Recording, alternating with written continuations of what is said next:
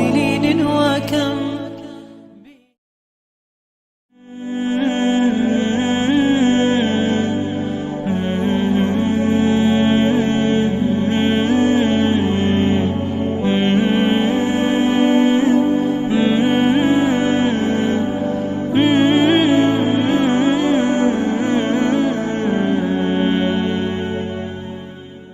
لأجلك يا ربي نسعى بلا توان وتحلو طريق الخطر، نسير وننشر نور الهدى، ونقفو تعاليم خير البشر.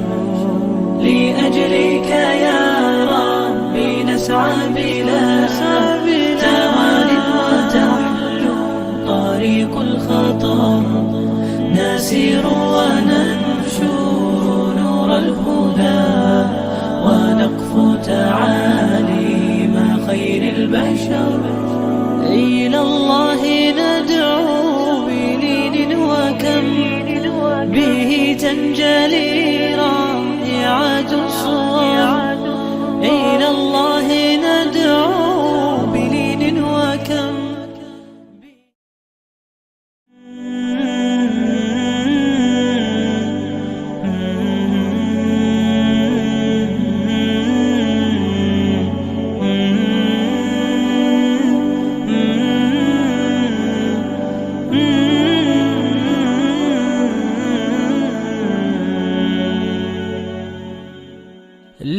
لأجلك يا ربي نسعى بلا توان وتحلو طريق الخطر، نسير وننشر نور الهدى، ونقفو تعاليم خير البشر.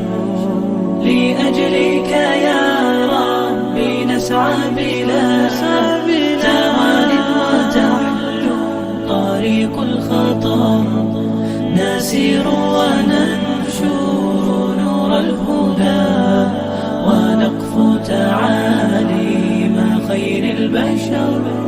إلى الله ندعو بلين وكم به تنجلي رائعة الصور.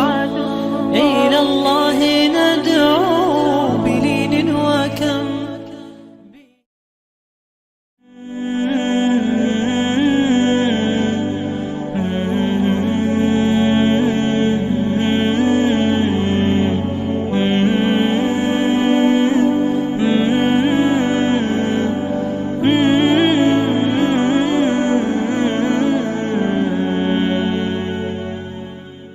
لأجلك يا ربي نسعى بلا توان وتحلو طريق الخطر، نسير وننشر نور الهدى، ونقفو تعاليم خير البشر.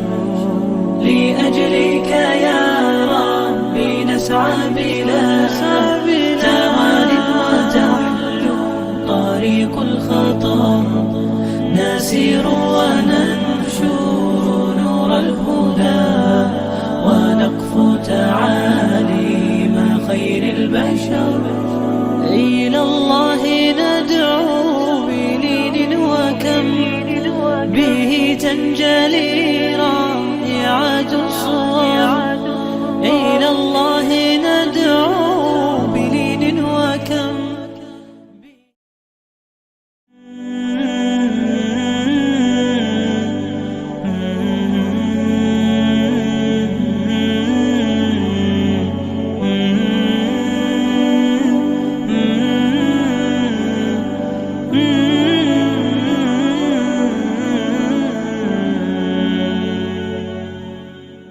لأجلك يا ربي نسعى بلا توان وتحلو طريق الخطر، نسير وننشر نور الهدى، ونقفو تعاليم خير البشر.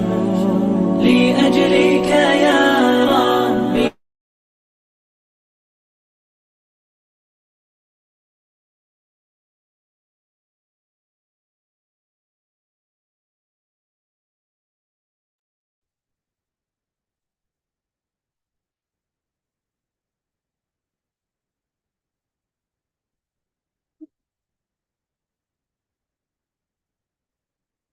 أعوذ بالله من الشيطان الرجيم. بسم الله الرحمن الرحيم. رب اشرح لي صدري ويسر لي أمري واحلل عقدة من لساني يفقهوا قولي. ربنا زدنا علما اللهم فقهنا في الدين. آمين. Inshallah. Inshallah, today we are going to start with Surah Al-Fajr. We have already completed half of Juz Amma. Okay? And now it's actually half of the last leg of our journey. May Allah subhanahu wa ta'ala give us lots and lots of barakah, inshallah. Amen. Surah Al-Fajr. This surah was revealed in Makkah after Surah Al-Layl. Okay? What does Fajr literally mean? To split. Okay? And to split open on a large scale. Okay? That is why a Fajr is a person who commits sins on a very large scale. Okay?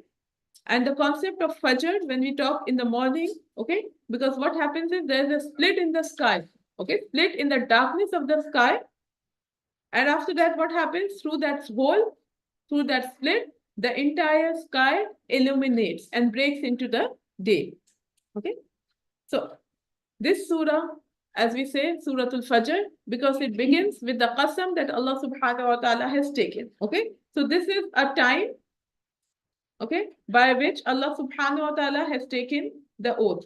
Actually, it's like a concept that Allah subhanahu wa ta'ala has created numerous concepts in the sky, right? So we talk about night and day. You can't touch night and day, but we talk about in terms of time. Okay, that this happens on the sky. So obviously, when you experience night and day, you look at the sky, whether it's day or night. So these are the concepts that Allah subhanahu wa ta'ala has created. And within the night and the day as well, different type of concepts. So we have Fajr, we have Duha, okay? And then at the night, as we Ashi, and these are all specific times that we are seeing in the sky. So one Fajr. Okay. Now Allah subhanahu wa ta'ala swears by the time of Fajr, by the dawn, and understand, because these are the creation of Allah subhanahu wa ta'ala. Allah subhanahu wa ta'ala is allowed to swear by. Okay, by the night, by day, by sun, by moon, by the brightness, by the darkness. Okay, all these things. Okay, because He created us. What about the rest of us? When we take oaths, sometimes we say, Wallahi, by Allah, I'm going to do this. Okay, we can only swear by Allah subhanahu wa ta'ala and not His creation. Okay, and that also, when we swear by Allah subhanahu wa ta'ala, it has to be on a very important matter, not just small things. Okay, that is also not permissible, that we make it a habit, okay, for every trivial thing, okay, because this is not recommended. Allah subhanahu wa ta'ala's name is not, should not be used in every trivial matter. Wallahi, I ate. Wallahi, I slept. Or Wallahi, I'm going to punish you. I'm going to slap you. No, you don't use that, okay? And you see in the Quran as well, whenever Allah subhanahu wa ta'ala is swearing as well, okay, He's swearing by something important.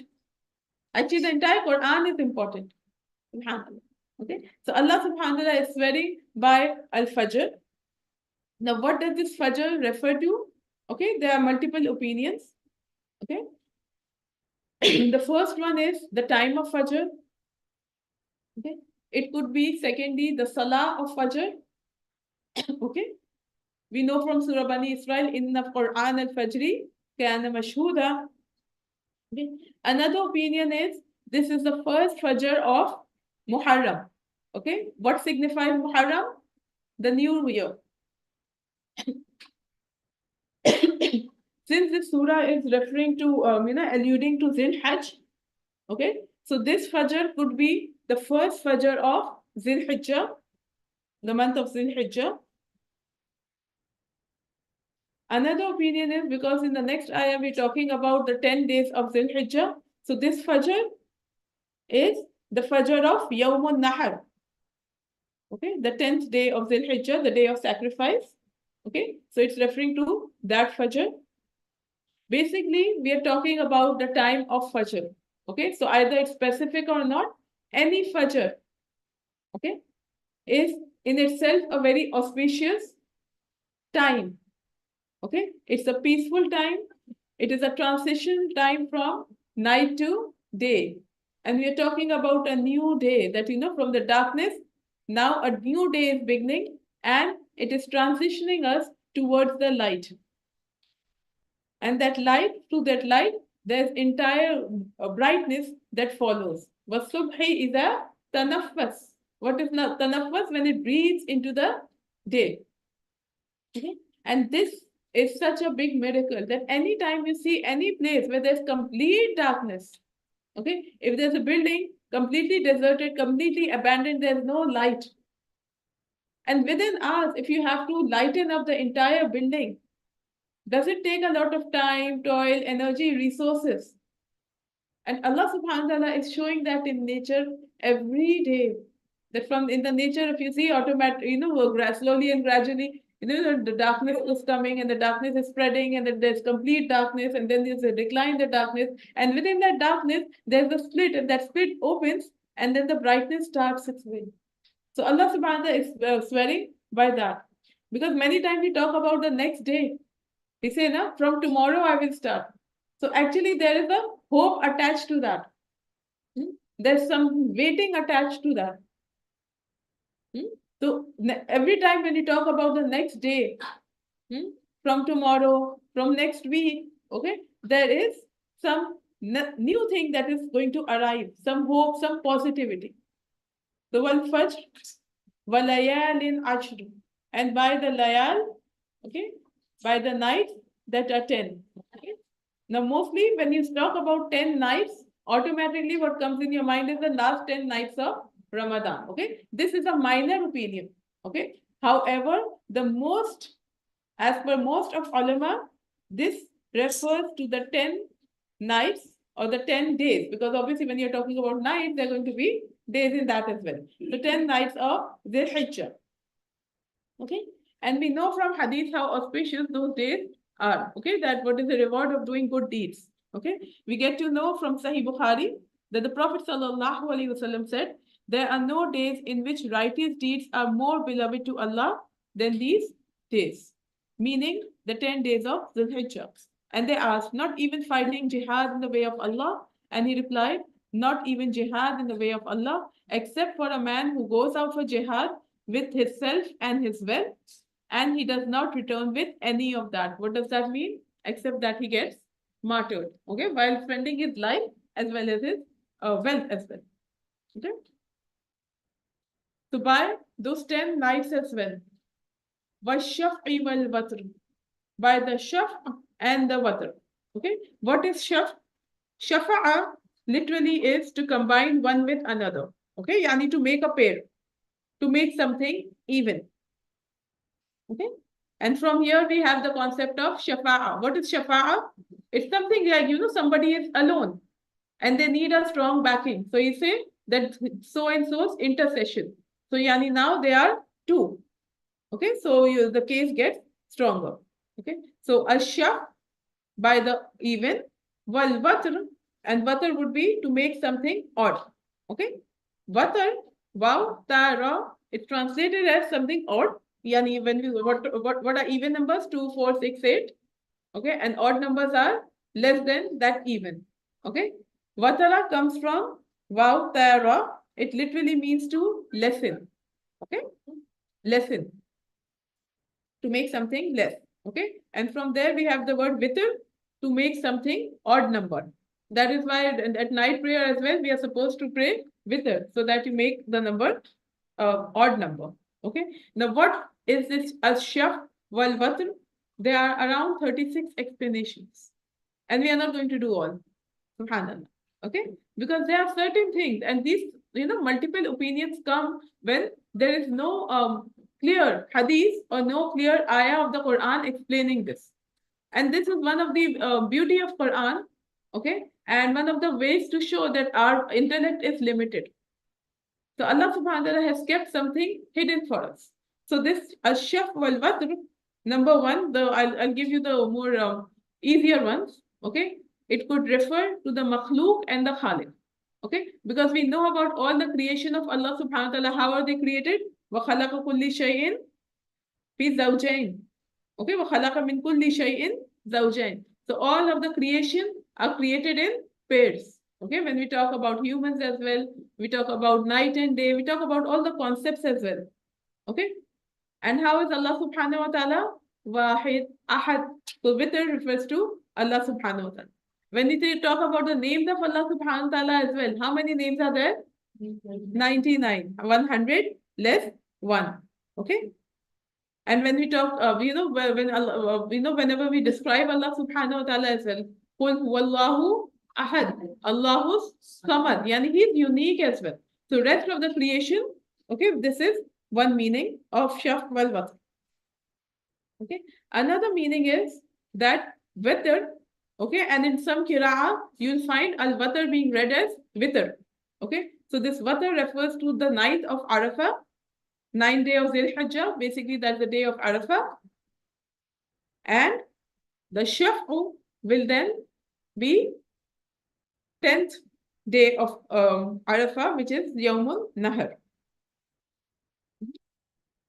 وَالشَّفْعِ وَالْوَتْرِ وَاللَّيْلِ إِذَا يَسْرِ, and by the night, إِذَا when, yasri when it departs. Sara yasri, seen, ya is to travel by night.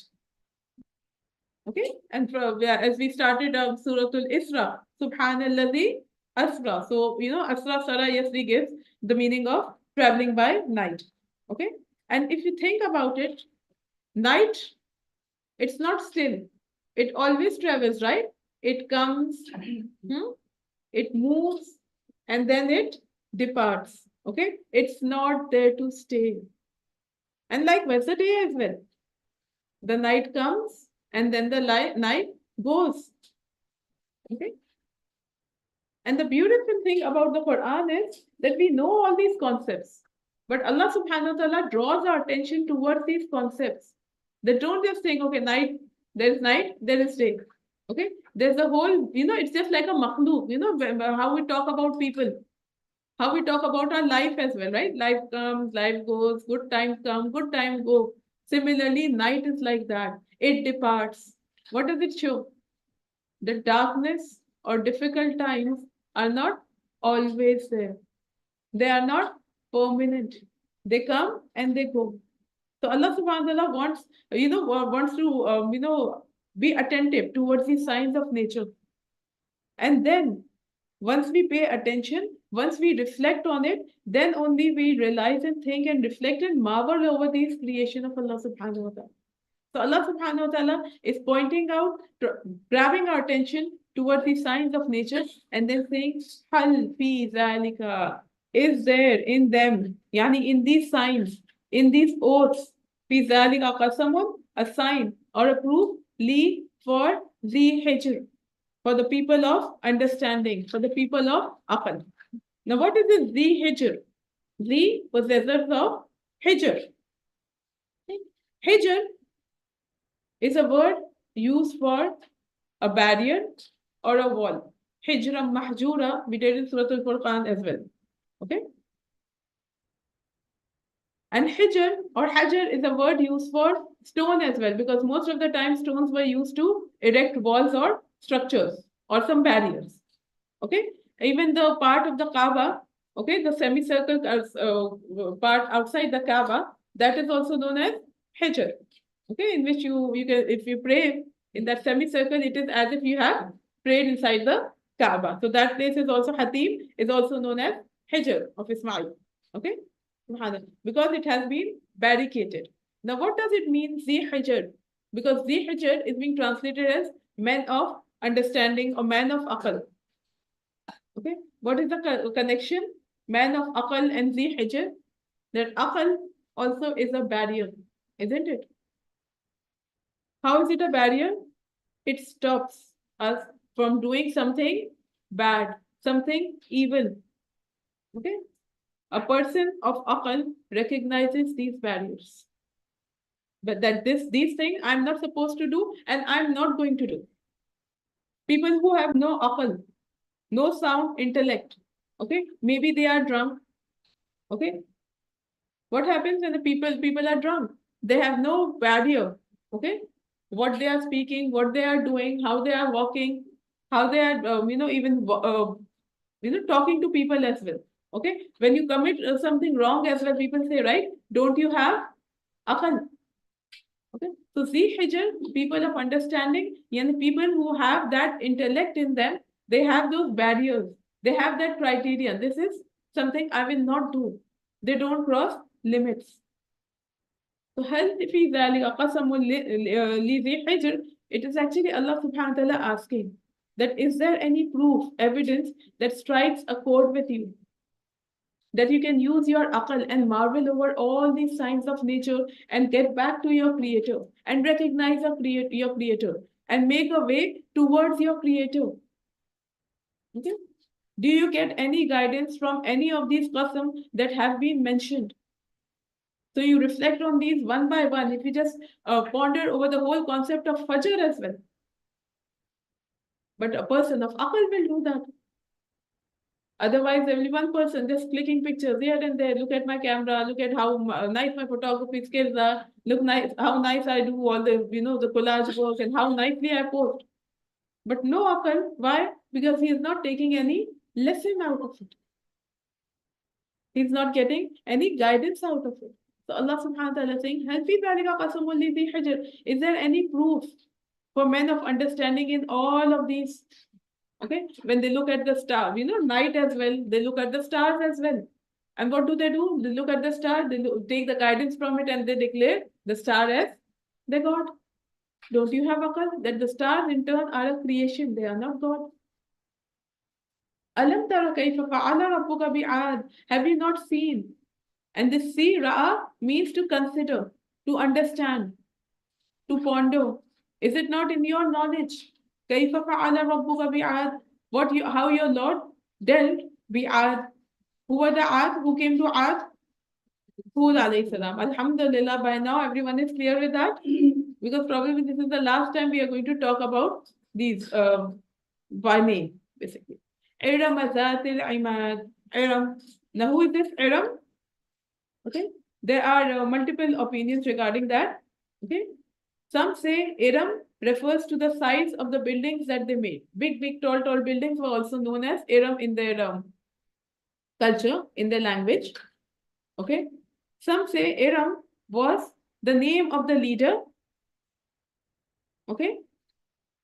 And then the town was named after that leader. Okay, so it's a place in the town. Sometimes, some places are named after their leaders. Okay, so they were the descendants of Nuh alayhi salam.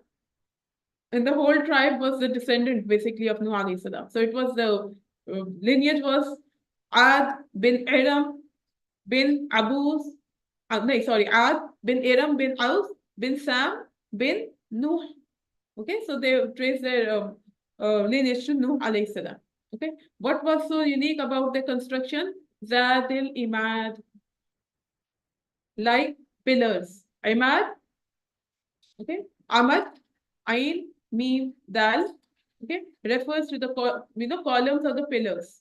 Okay, big, big columns. So even not just the buildings and the construction was unique, but the pillars that they erected, they were also unique, one of their kind. They were not simple pillars. Even today, if you go to many buildings, they don't pay attention that much to the pillars. But when you talk about palaces, okay, or unique structures, even how they carve out the pillars as well, they give importance to that as well. Subhanallah. Okay, and any construction that has pillars, it shows great construction, something sturdiness to the building. Okay, and then they have the carvings to it, the decorations to it. In today's time, they put the paintings as well and the frames as well. Okay, and then now we have the AC vents and everything, the ventilation and everything. What does it show? More and more, emphasis on pillars, more specialization. So Iram Zatil Imad Allati lam yukhlaq misluha fil bilad. How Allah subhanahu wa ta'ala is testifying to their construction. That like this, you won't find any of this in the land, in any other countries, in any other cities. The size, the form, the capability, the strength, the function. Okay? Yani, this shows if you talk about a community or a place that has high, lofty buildings, structures, monuments, landmarks, what does it show? That they're very progressive in nature and very skilled and very intelligent. Okay? Because making buildings and sustaining them, it's not an easy or ordinary piece of task. It's not just like for a few people who gather together and say, oh, we have bricks, let's erect something. Okay, it involves a lot of specialization. Okay, skills and the workers and everything. Okay, and because of that, Allah subhanahu wa ta'ala, because He has given them so much of talent, they got arrogant.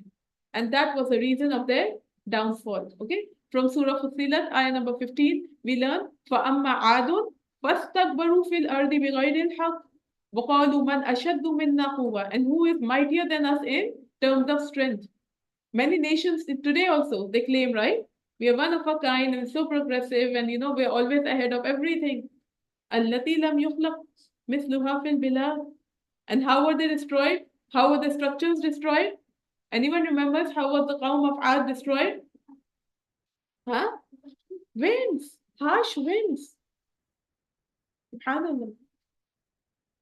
وَثَمُودَ الَّذِينَ جَابُوا الصَّخْرَ بِالْوَادِ. Likewise, there was a Qawm of Samud who was sent to them. Salih alayhi salam. They were the people, Jabu Sahra Bilwad. They also hewed out, carved out.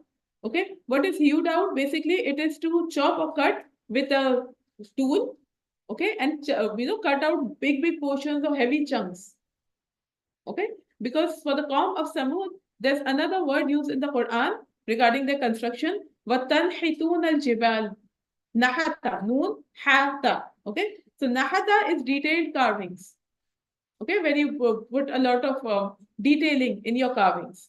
Okay, but then big structures, Java.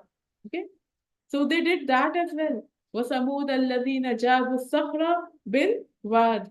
Okay, and where were they doing it? Within the valleys. Okay, so see, who lives in valleys? Okay, if you talk about a progressive nation, okay, they don't live in the outskirts, in the valleys and everything. But this form was unique. They had different homes for different seasons as well. So, nice outhouses or farmhouses, or, this was showing that, a lot of affluence and wealth they had. So it wasn't that they just paid attention to the places where they were living. In the valleys as well, in the mountains as well.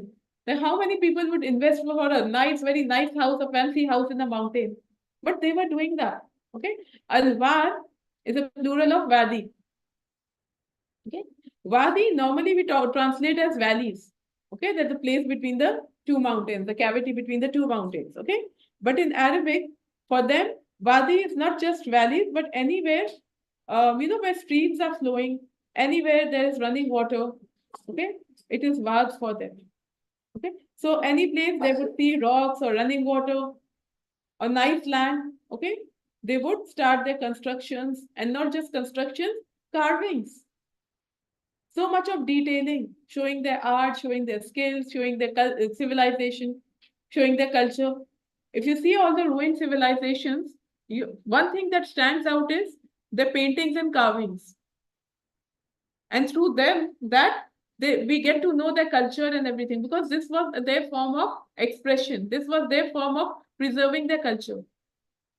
So, وَثَمُودَ الَّذِينَ جَابُوا الصَّخْرَ بِالْوَادِ وَفِرْعَوْنَ ذِي الْأَوْتَادِ, and the Fir'aun as well. So basically, we're talking about, if you connect with ayah number 6, Alam tara kayfa fa'ala rabbuka bi'ad, so it's talking about different communities, how your Rabb dealt with Ad, wa Samud, wa Fir'aun. Okay? Wa Fir'aun ذِي الْأَوْتَادِ, and Fir'aun as well. ذِي الْأَوْتَادِ. Autad is a plural of Watar.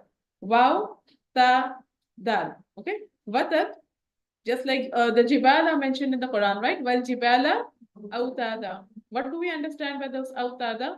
Pillar, pegs, and nails. Okay? Watar is basically the central pole of a tent. Okay? So if you've seen in olden times, or even when people travel, okay, they erect tents. Okay, there's a central pole, the middle pole, and then from there they are connected, and they are the nails and pegs on all four corners as well, on which the entire canopy rests. Okay. So when we talk about Fir'aun Zil Awtar, what does it mean?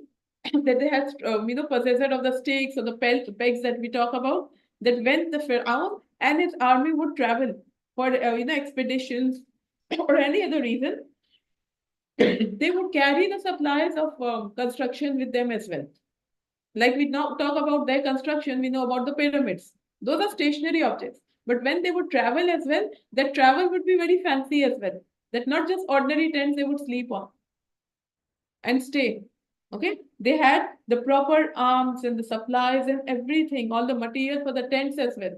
Imagine going for a war as well. What are the things that you need? Arms and ammunition and swords and horses. But with that as well, the construction material was also at their disposal.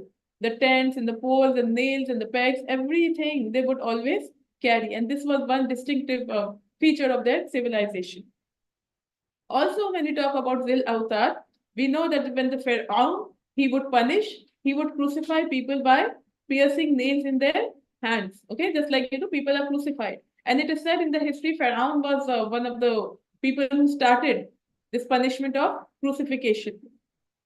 Okay, and if you've seen any crucifixion, any picture of crucifixion, what happens? The person is hanged to the pole, and his hands are opened wide, and then he's tied, and then the nails are driven through his nails and the arms, sorry, the wrist and everything. Okay, so it could signify that as well.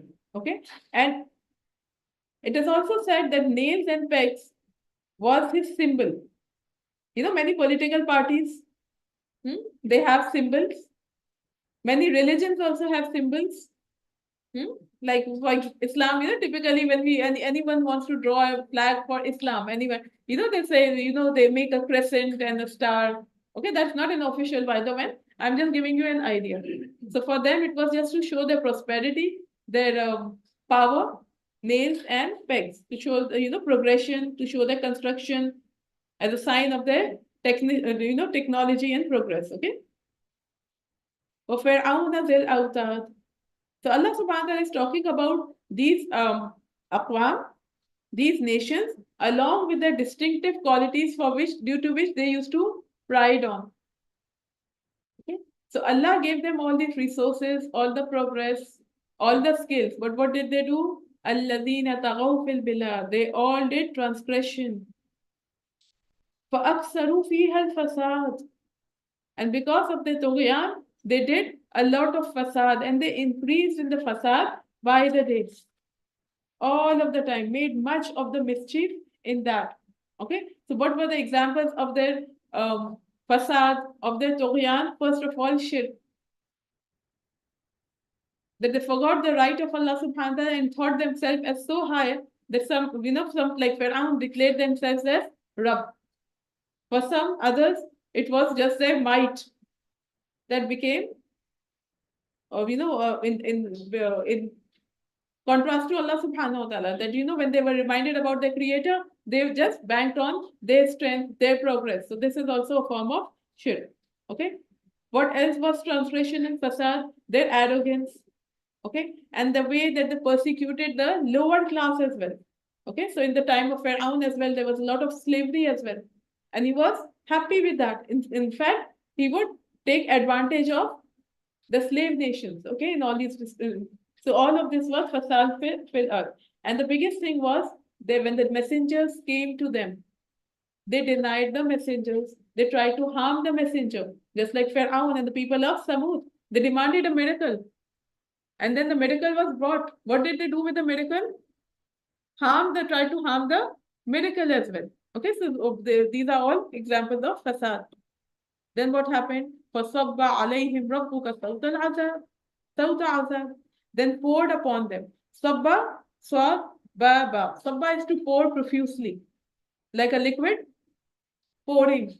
Alayhim, upon them, Rabbuka, your Rabb, Sauta, a whip of azab. To whip up, Saut, to whip up, to churn, to beat, to mix. Have you ever tried making whipping cream? How is it, right? Like, you're whipping, and then the cream is actually rising up on the surface, okay? And it's like a whirl in that bowl in which you are mixing. So it was like that. They were in that azab and they were being whipped up, churned, okay? So the azab that they faced, okay, it was of different nature as well. The wind and the noise. For Samud, it was actually a whole combination, right? A sayha as well, and an earthquake as well, and the lightning as well. Even the hurricanes as well. It's not just heavy winds blowing. Okay, there's a lot of noise as well. There's chill as well. Okay, the pebbles are also coming, and air, whatever is coming in the air as well, that is also hitting. So basically, they were wholly whipped inside the azab, basically to show that they could not escape from it. Inna rabbaka labil mirsad. Indeed, your Rabb is surely. And you see the double emphasis here. Surely, bil mirsad, ever watchful. Mirsad, what are the root letters? Because similar words now we have done. Rasada. Rasada is to wait in ambush. Yani your Rabb is ever watchful. Okay? According to Ibn Abbas, he is watching and he's hearing every move. He hears and sees. Okay, so Marsad, as we know, is an observatory, a place of waiting. Okay, so which means that Allah subhanahu wa ta'ala is not ghafil of what they were doing and what Even today, if anyone is tagaw fil bilad fa aksaru fiha al fasad, it doesn't mean Allah subhanahu wa ta'ala is ghafil. And all these ayahs are a lesson for the mushrikeen of Makkah because they were, these ayahs were being recited to them as well. That Allah subhanahu wa ta'ala is watching every move of theirs, every injustice, every persecution, every denial, any act of arrogance, any act of shirk. Okay, so this can happen to them as well. What makes you think you can get away with this when you were not even comparable to what these civilizations were? Okay, but the fact that Allah subhanahu wa ta'ala is not punishing them now, that is also his respite for Mahilil Kafirina, Amhilhum Ruwaida, for a very short time. Inna Rabbaka Labil Mirsad.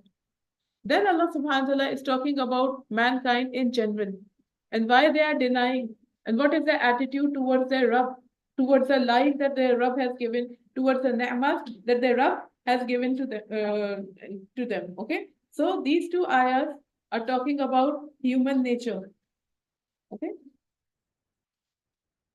and Allah subhanahu wa ta'ala is giving one of the reasons why they transgress, tagaw, fasad. Okay, فَأَمَّا الْإِنسَانَ, as for man, إِذَا مَبْتَلَاهُ رَبُّهُ, when his Rabb tries him, tests him.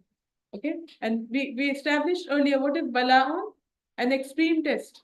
Okay, but how does his Rabb try him, test him?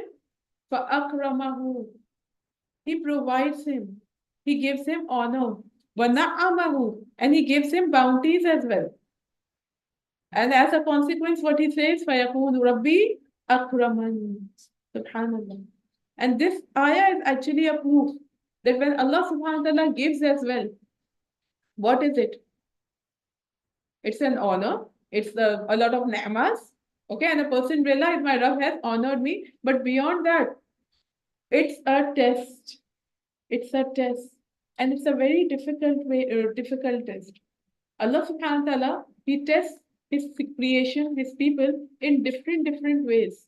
And one of the very tricky questions is by testing through abundance. So he's honored.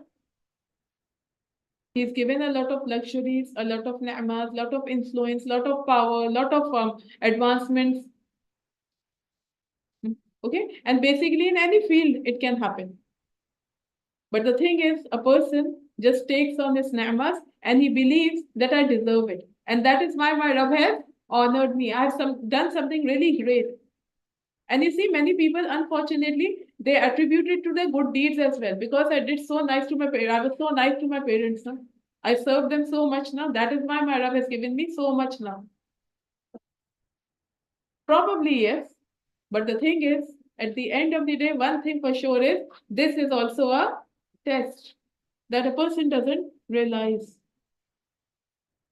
So what the criteria or the parameter reduces to is that when my Rabb is happy with me, he's going to give me, and when my Rabb takes it away from me, then he is upset at me. But the thing is, this is not right. If you see all the prophets, especially the Prophet sallallahu alaihi wasallam, who are the people tried the most? Okay, if Allah subhanahu wa ta'ala's parameter was that a person who is honored, who is favored in the sight of Allah subhanahu wa ta'ala, he will be given abundance, then guess what? How the Prophet sallallahu alaihi wasallam would be living in palaces. How many times he would say istighfar, how many times he would do the azkar, how much of Quran he would recite. He should have been given a lot in terms of children as well, in terms of his family members as well, in terms of his health as well. But he was tried the most. So having a lot in dunya indicates nothing, except that a person is facing the test. Okay, so akramahu, he gives him honor, he honors him, the position. Okay, many people pride on the trophies and the shields and the degrees. They post it on the walls as well. Rabbi akraman, Allah, and they say as well, Allah ne bahut izzat di. Alhamdulillah for that. But the thing is, there's a test as well. Okay. Na'ama could be any ni'ama of dunya, having family, wealth, in any shape, in stocks, or anything that they have, any property. Okay, it could be any skill as well. It could be the gift of intelligence as well, some capability, anything. Subhanallah. So many people, they take all these luxuries, benefits, okay? They enjoy all of this. At the end of the day, how do they attribute? All to themselves. I established this business empire, or I got this house of my own with my hard work. This is the attitude of whom? Remember Qarun? We did in Surah Al-Qasas. Hazali, I deserve this. I deserve this only. Because what else can I deserve if I'm doing such a hard work as well, and I'm doing paying the taxes as well, and I'm a very nice citizen as well, and I've taken this degree as well, that degree as well, and I rose up from ashes. This is for me. No, no one is saying Allah is testing me. Just like Sulaiman alayhi salam said, right? He looked at his luxuries and what did he say? Hada min fadli Rabbi. This is from the fadl of my Rabb, liyabluwani, so that he may test me. Ashkur or akfur. Whether I am grateful about it or I'm in kufr regarding. Shukr, very important. Whether you have less or more. Many times people are so ungrateful, even if they are getting something as well. They say, why not even more? So even if they win a lottery as well, maybe around 2 million, 3 billion, I should have taken that ticket or that ticket, or I should have done it earlier. Some not it doesn't happen now. Subhanallah. Years earlier, there were some lucky draws, not lucky draws. There was some one hypermart. They had this anniversary offer. I think it was 10 years or 20 years anniversary. Okay, so there were some lucky trolleys. Okay, number 500 or trolley number 1000. Whoever comes to the cash counter, they didn't reveal which number was that. Okay, so one of my relatives, she had a whole trolley loaded with groceries, and as soon as she reached the cash counter, okay, she was one of those winners. Okay, that this so many things. Alhamdulillah, happy. Whatever she loaded. But then what is the regret then? I should have taken that thing as well. And oh, I should have stopped at the electronics as well. I wanted to. But if you were had stopped there, somebody else would have taken your place. Subhanallah. This nobody realizes. Oh, I left that thing. I should have taken. We're never happy. Subhanallah. And winning that lottery doesn't show anything. Any honor. What have you done? Subhanallah. But the thing is, while I'm quoting about lotteries or anything, that's a separate debate. Okay, I'm not encouraging that.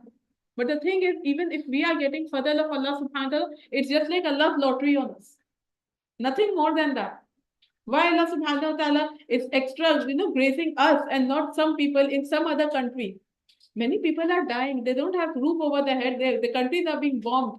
You think they have done anything so wrong?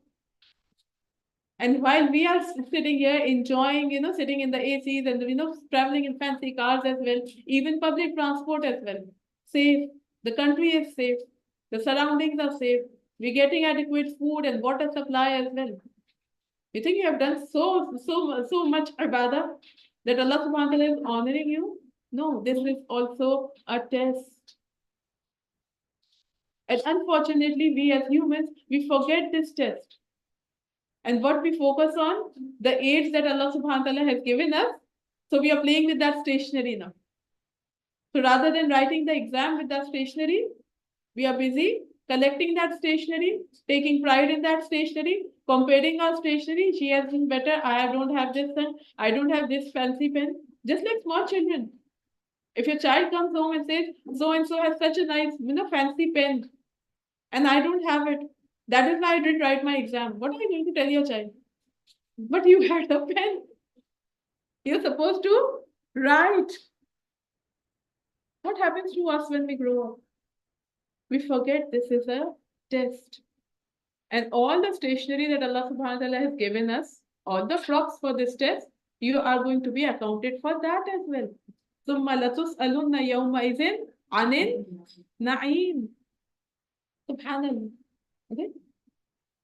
And then on the flip side, وَأَمَّا إِذَا مَبْتَلَاهُ.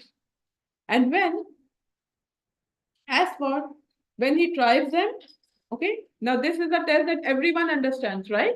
When Allah subhanahu wa ta'ala takes Subhanallah. When he tries him, فَقَدَرَ, and he straightens, yani he reduces alayhi rizqahu, for him his sustenance. Now this risk could be anything. Okay? Many times when we talk about risk, we talk about some business or some job or some money or wealth, but risk is everything that a person is enjoying, any means of sustenance. فَيَقُولُ, then he immediately says, and actually this is his judgment, right? Rabbi Ahanan, my Rabb has humiliated me. Okay? Ahanan, ha, wow, noon. Okay? What is haun? Haun is actually something weak. Okay? And because of that weakness, a person feels embarrassed. Okay? Many people say, na, so and so has done tawheen. You have heard the word tawheen? What is tawheen? Tawheen is actually, hmm, so and so has given me less respect. And that is why he has embarrassed me. Okay? So it's some weakness, deprived me. He's put me to shame. So earlier I used to travel in fancy cars. I owned maybe 3 cars, 4 cars. Now this is the test. Now I have to travel in bus. Very embarrassing. My Rabb has put me in this position. I'm living in a small house and look at my friend's house. I'm so embarrassed to get them in my house. What will they think where I live? In this area, I'm so embarrassed of even telling my area as well. So many times, many people don't call others as well at the house. Rabbi, فَيَقُولُ Rabbi, أَهَانًا. It could be in small, small things as well. Like the clothes that you're wearing or the abaya that you're wearing. So I'm not going to go to this party. Prime reason, I don't have clothes. And how am I going to repeat these clothes? What is that? Embarrassment. So if I repeat the same clothes, what are they going to think about me? It's actually that فَيَقُولُ Rabbi, because everything is coming from who? If you have regrets about these things, actually you are blaming whom? Your Rabb. My Rabb has not given because He's the ultimate provider. The times that you are facing now, when you say these good times, bad times, coming from Allah subhanahu wa ta'ala. So if you have any grudge or any regret against your qadar, it's actually you have a grudge against whom? Your Rabb.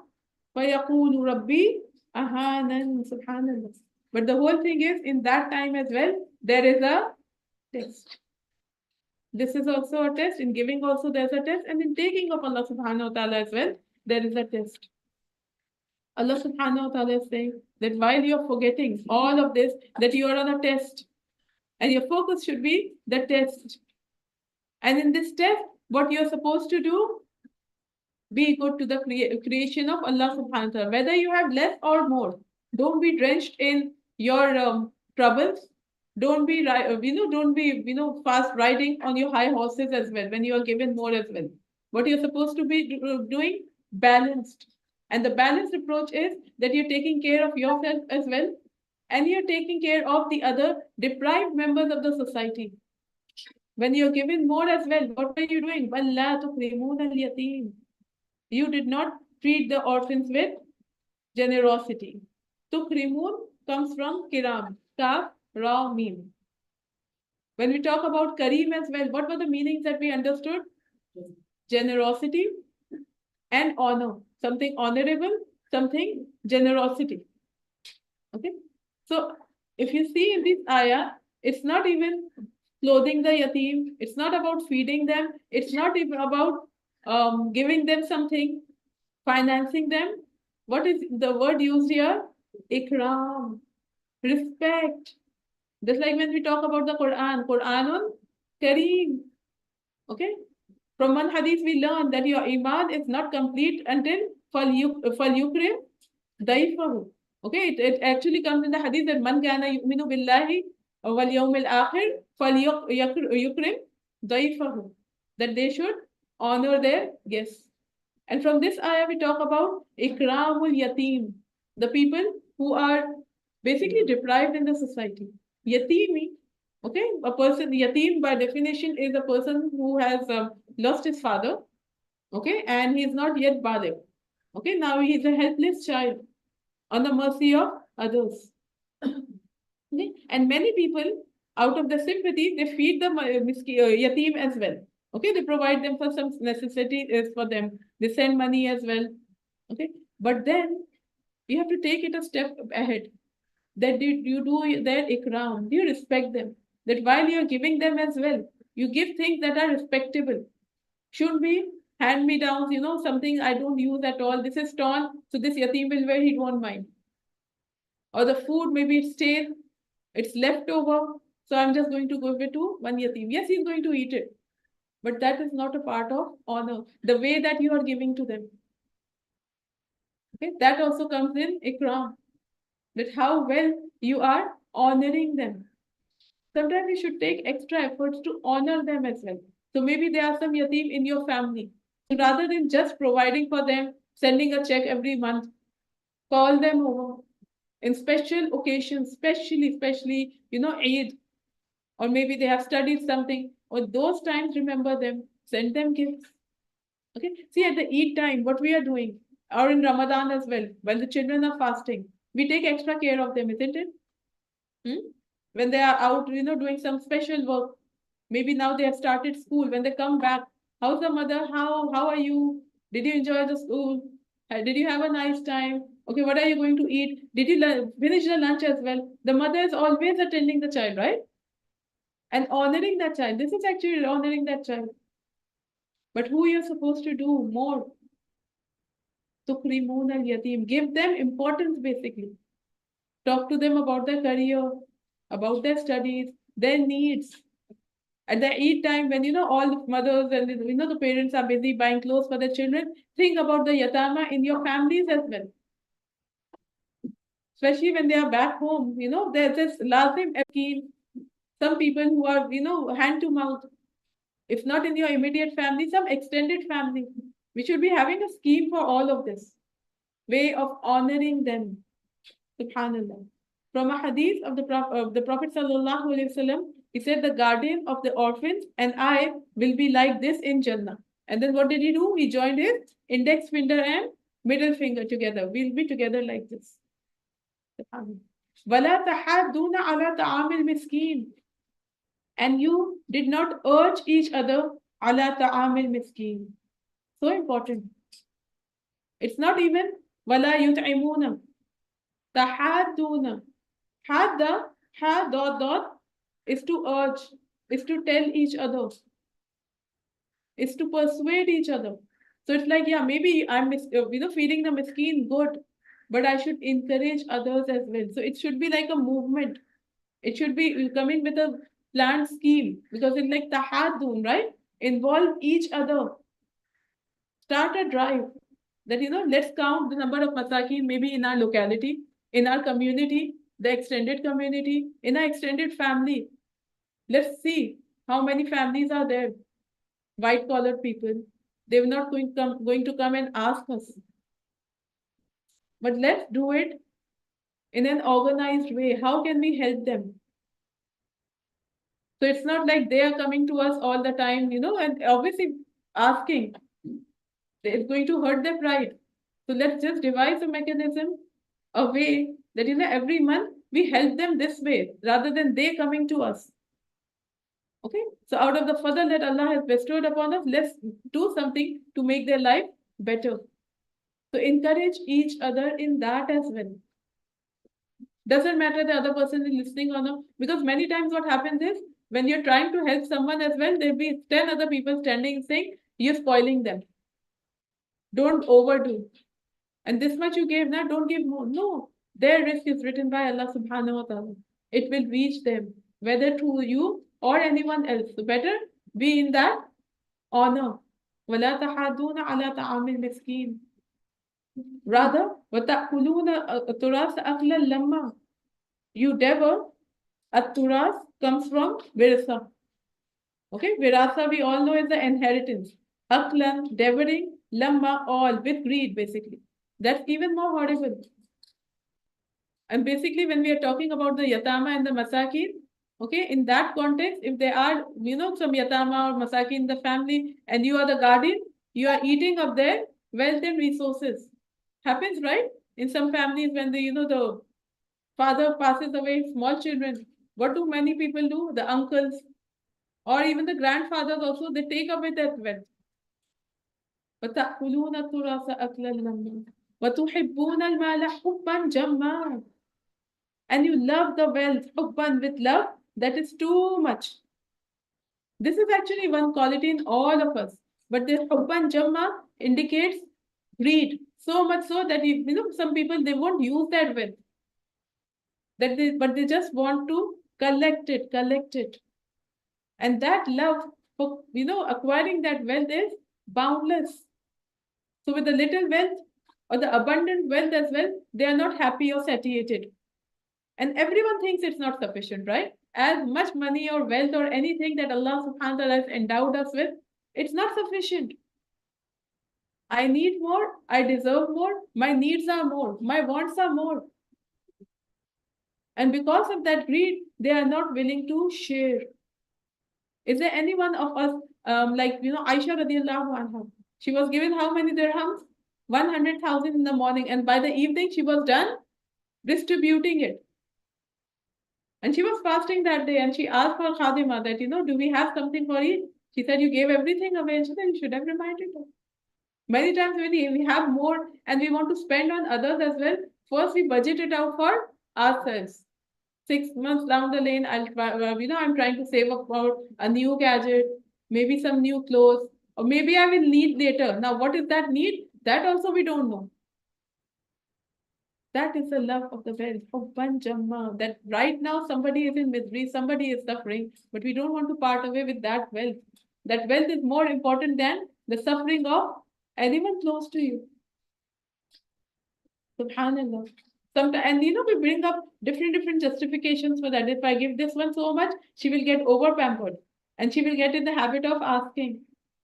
But the whole thing is, you don't want to part away with your wealth. Subhanallah. وَتُحِبُّونَ الْمَالَ حُبًّا جَمًّا. And all of this, the love of dunya, will go on and on. But the thing is, the things of this dunya that you are collecting, that you are saving and hoarding, they remain in this earth. And guess what? It will happen to it. كَلَّا إِذَا دُكَّتِ الْأَرْضُ دَكًّا دَكًّا. In your life as well.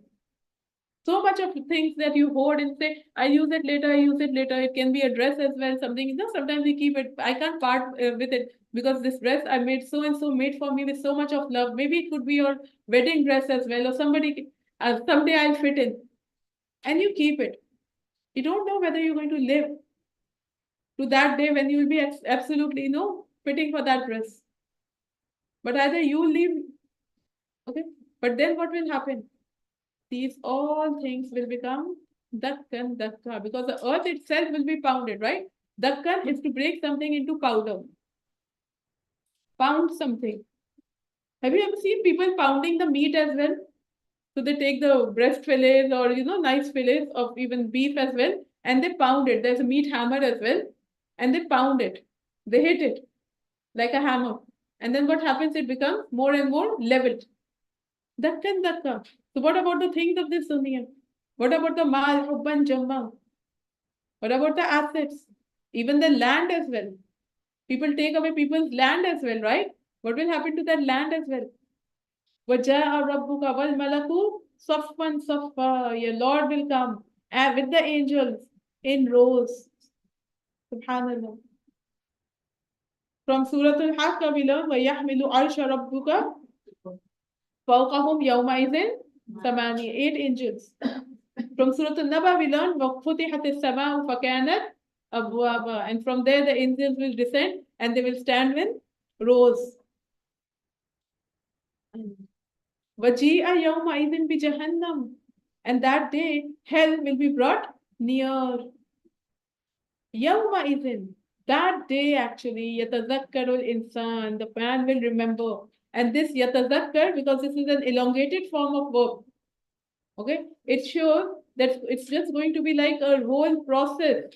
Each and every moment he will remember. يَتَذَكَّرُ الْإِنسَانِ. وَأَنَّ لَهُ الذِّكْرَى. But how for him will be that remembrance? Yani, what good will be that remembrance for him at that time? Many times in dunya, when you make a blunder, okay, still you get a second chance. Okay, after so much of loss as well, life sometimes gives you a second chance. But at that time, even if a person realizes, I did so much of wrong, it is not going to benefit him at all. Because فَأَنَّا, then how? Because then how, Yani, what is the use of this zikr now? What zikr, what remembrance is going to benefit him now? Okay? Regarding the hellfire, Abdullah bin Mas'ud said that the Messenger of Allah sallallahu alaihi wasallam said, hell will be brought on near that day and it will have 70,000 leashes. And each leash will have 70,000 angels pulling it. Have you seen a piece of land being dragged? Land is immobile, but it is going to be dragged. Each leash would be dragged by 70,000 angels. Yaqulu, then he will say, Subhanallah, Ya laytani, oh I wish I would have qaddamtu, had sent forth li hayati, for my life. And this is such an interesting phrase, li hayati, for my life. It's not even saying fi hayati is now. Li hayati, for my life. Yani at this time he was going to realize that this is the life. And the earlier life that I lived was some deceit, some temporary stay, because this is the life that we are talking about. That is why that day is also known as Yawmul Hasra. From one hadith, okay, and this is recorded in Musnad Ahmad, that the Prophet sallallahu alaihi wasallam said, okay, this is not a hadith, this is actually reported from Muhammad bin Abi Amira, who was one of the companions of the Prophet sallallahu alaihi wasallam. Okay, so this is not a hadith, this is a quote by one of the companions.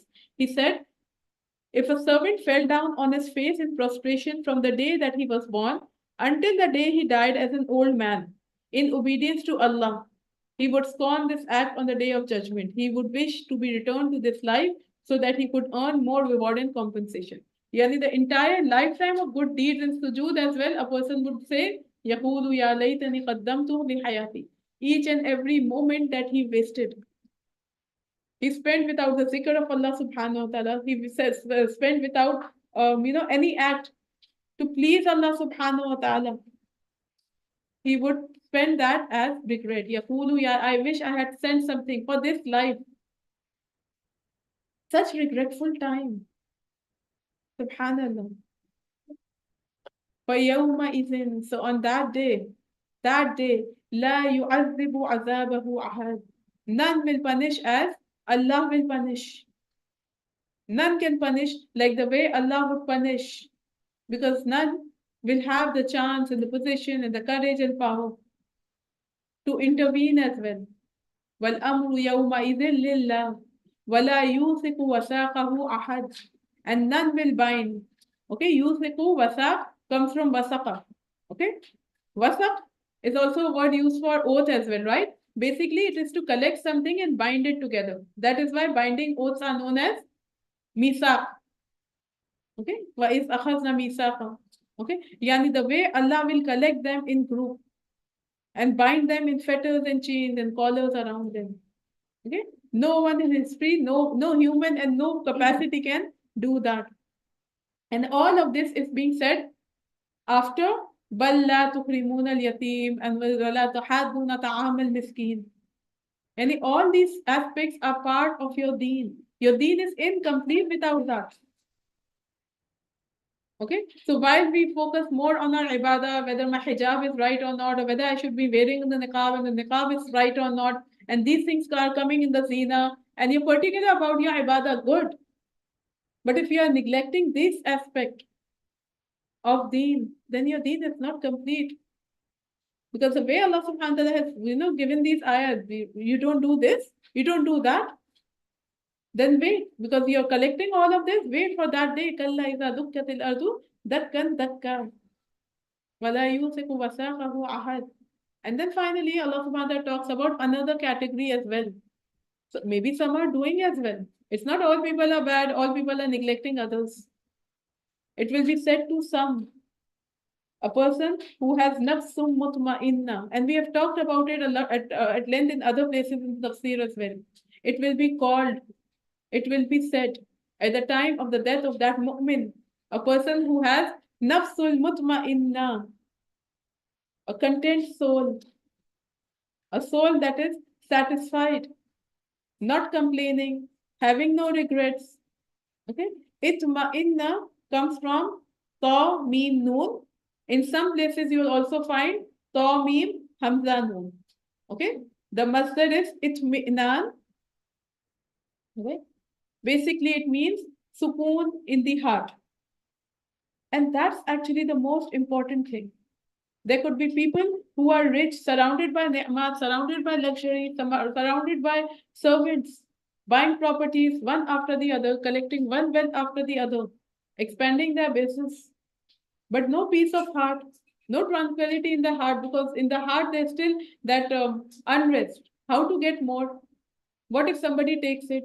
There's always a worry about maintaining it. Somebody will take it. What about the downfall? So and so has raced ahead. I should be getting more. No sukoon in the heart. And it could be any one of us as well. That while we are not the tycoons or anything like that, anything that you have, you are not content over that. Okay? And there are some others as well. There are nations as well, subhanAllah, not very rich. But if you see on their faces, the people, they're poor, they're street vendors as well, they're taxi drivers as well, but there's content on their face, yani pleased with what they have. Not agitated, not looking at others and looking at hasra, why I don't have, why I don't deserve this, what have I done not to deserve it? Why my Rabb is always doing this to me? Rabbi Ahanan. Subhanallah. So, nafsul mutma'inna is content. Doesn't have to be happy all the time. Okay? There's a difference between being happy and content, right? Happiness, it's like endless. Okay? So your life also, that day there was a lecture in which this sister was saying that you cannot have happy life. Nobody has a happy life. But your life is composed of happy moments. The small moments of your life, you can enjoy and make them a happy moment. So that doesn't mean that that happy moment has to be in a fancy restaurant. It can be at a roadside restaurant as well, but you are happy, content with what you are eating, with the company as well. Okay, little food as well, you're sharing as well, but you are happy about that. And those are the moments you cherish, isn't it? That your heart is in a state of content. Subhanallah.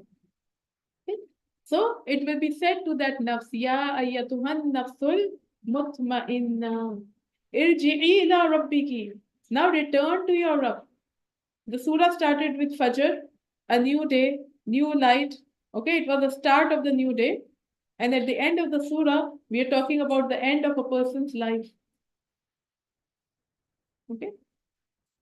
And we are talking about one character, Nafsul Mutma'inna, who knew about it, that I am going to go to my Rabb. Inni zanantu anni mulaqin hisabiya. So now it will be told, okay, now you have to return to your Rabb. Irji'i ila rabbiki. Okay? And everyone has to return. But this was so smart. Radiyatan, in a pleased state. You are pleased. Radiya. You are always in the state of pleasing the Rabb. Mardiya, well pleasing to him as well. But what comes first, Radi or Mardi? Radi. That first you have to be pleased with the decree of your Rabb. Once you are pleased, once you are content with that, then your Rabb will be Radi with you. Because we want Allah to be Radi with us. And we are doing all to, to earn the rida of Allah subhanahu wa ta'ala. But how many times are we Radi over the qadar of Allah subhanahu wa ta'ala? Okay? Subhanallah. And I hope, while we are understanding these concepts and we have been talking about these concepts for a while, for a long time, I hope and pray each one of you by now we have reached a point, okay, that we are maybe not, some of you are completely nafsul mutma'inna, but we are working towards that, working towards the inner peace of our nafs. that we try our best to be content with what we have. So it doesn't mean that you don't strive for excellence, doesn't mean you don't strive for more. But beyond all the work and all the money that you put in anything or all your efforts, you are content that this is the qadar of Allah subhanahu wa ta'ala. So maybe you're working towards something. Okay, some maybe an admission in a university or some business as well. You'll adapt all the means, but by the end of it, if it doesn't work out, I am pleased with the decree of Allah subhanahu wa ta'ala. Subhanahu. Okay? And likewise, it goes with your own self as well. Are you radi with your current state, whatever you state you are in? Are you, radi with anything? Your physical self as well, or are you still talking about my eyes should have been like this, and my sister's eyes skin is like this? I should have been like this. If you're still doing that, there's an agitation in your heart, subhanAllah. It is said about Abu Bakr radiallahu anhu, the Prophet sallallahu alaihi wasallam said, it is hoped that it will be said to you, Eji'i ila rabbiki radiyatam mardiya. Fadkhuli fi ibadi. Such an honor, right? We're talking about ikram. A person who does honor to the yatim. And here now Allah subhanahu wa ta'ala is honoring this person. Fadkhuli fi ibadi. Enter among my honored slaves. Yani some have come before you. Okay, they died, passed away before you. They raced ahead. Wadkhuli jannati. Enter jannati. Enter my place, my paradise. It's like somebody is sending you an invitation card, and then that person personally calls you, say, "Come to my wedding," which is more honorable actually. That a person personally calls you and please come to my wedding or please come to my house. فَدْخُلِي جَنَّتِي. Subhanallah. The whole thing is you should want this moment also. This coming to, calling towards Jannah. فَدْخُلِي عِبَادِي وَدْخُلِي جَنَّتِي. It's not going to come through an unconscious effort. Okay? It would only happen to a person who has struggled for it, who has realized that this is the goal I'm working towards. Okay? Who looks forward to this end. That when I am dying, finally, any day of my life, when I'm passing away, I want this end for myself. I want such ending, and that is why I'm doing all of this to please my Rabb.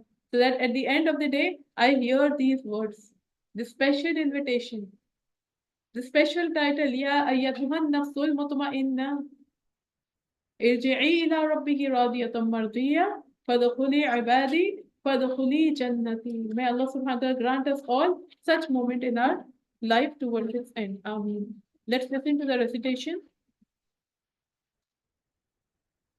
بسم الله الرحمن الرحيم والفجر وليال عشر والشفع والوتر والليل إذا يسر هل في ذلك قسم لذي حجر ألم تر كيف فعل ربك بعاد إرم ذات العماد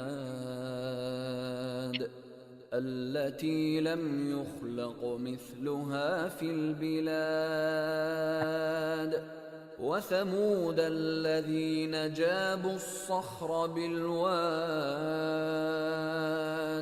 وفرعون ذي الأوتاد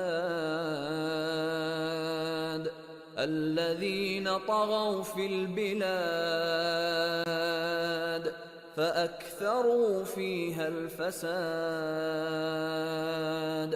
فصب عليهم ربك سوط عذاب إن ربك لبالمرصاد فأما الإنسان إذا ما ابتلاه ربه فأكرمه ونعمه فيقول ربي أكرمن وأما إذا ما ابتلاه فقدر عليه رزقه فيقول ربي أهانن كلا بل لا تكرمون اليتيم ولا تحاضون على طعام المسكين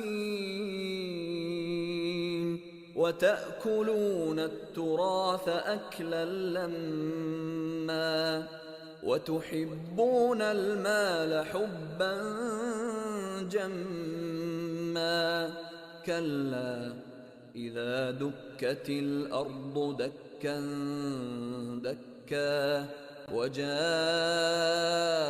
ربك والملك صفا صفا وجيء يومئذ بجهنم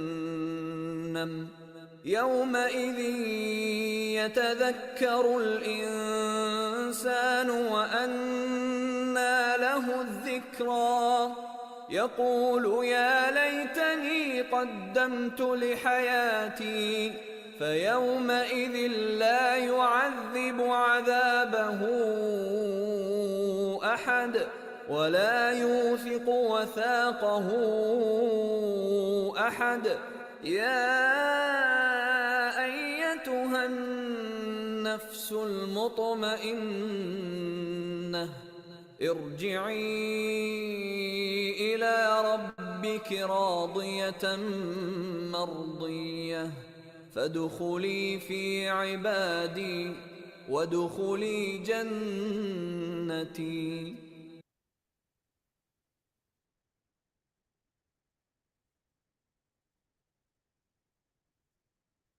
أعوذ بالله من الشيطان الرجيم.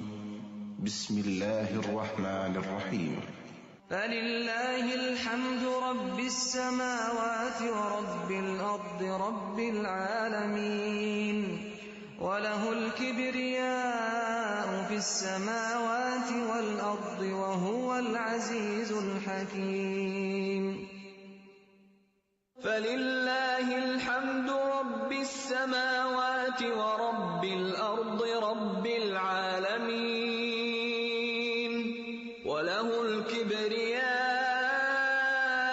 في السماوات والأرض وهو العزيز الحكيم. فلله الحمد رب السماوات ورب الأرض رب العالمين وله الكبرياء في السماوات والأرض وهو العزيز الحكيم.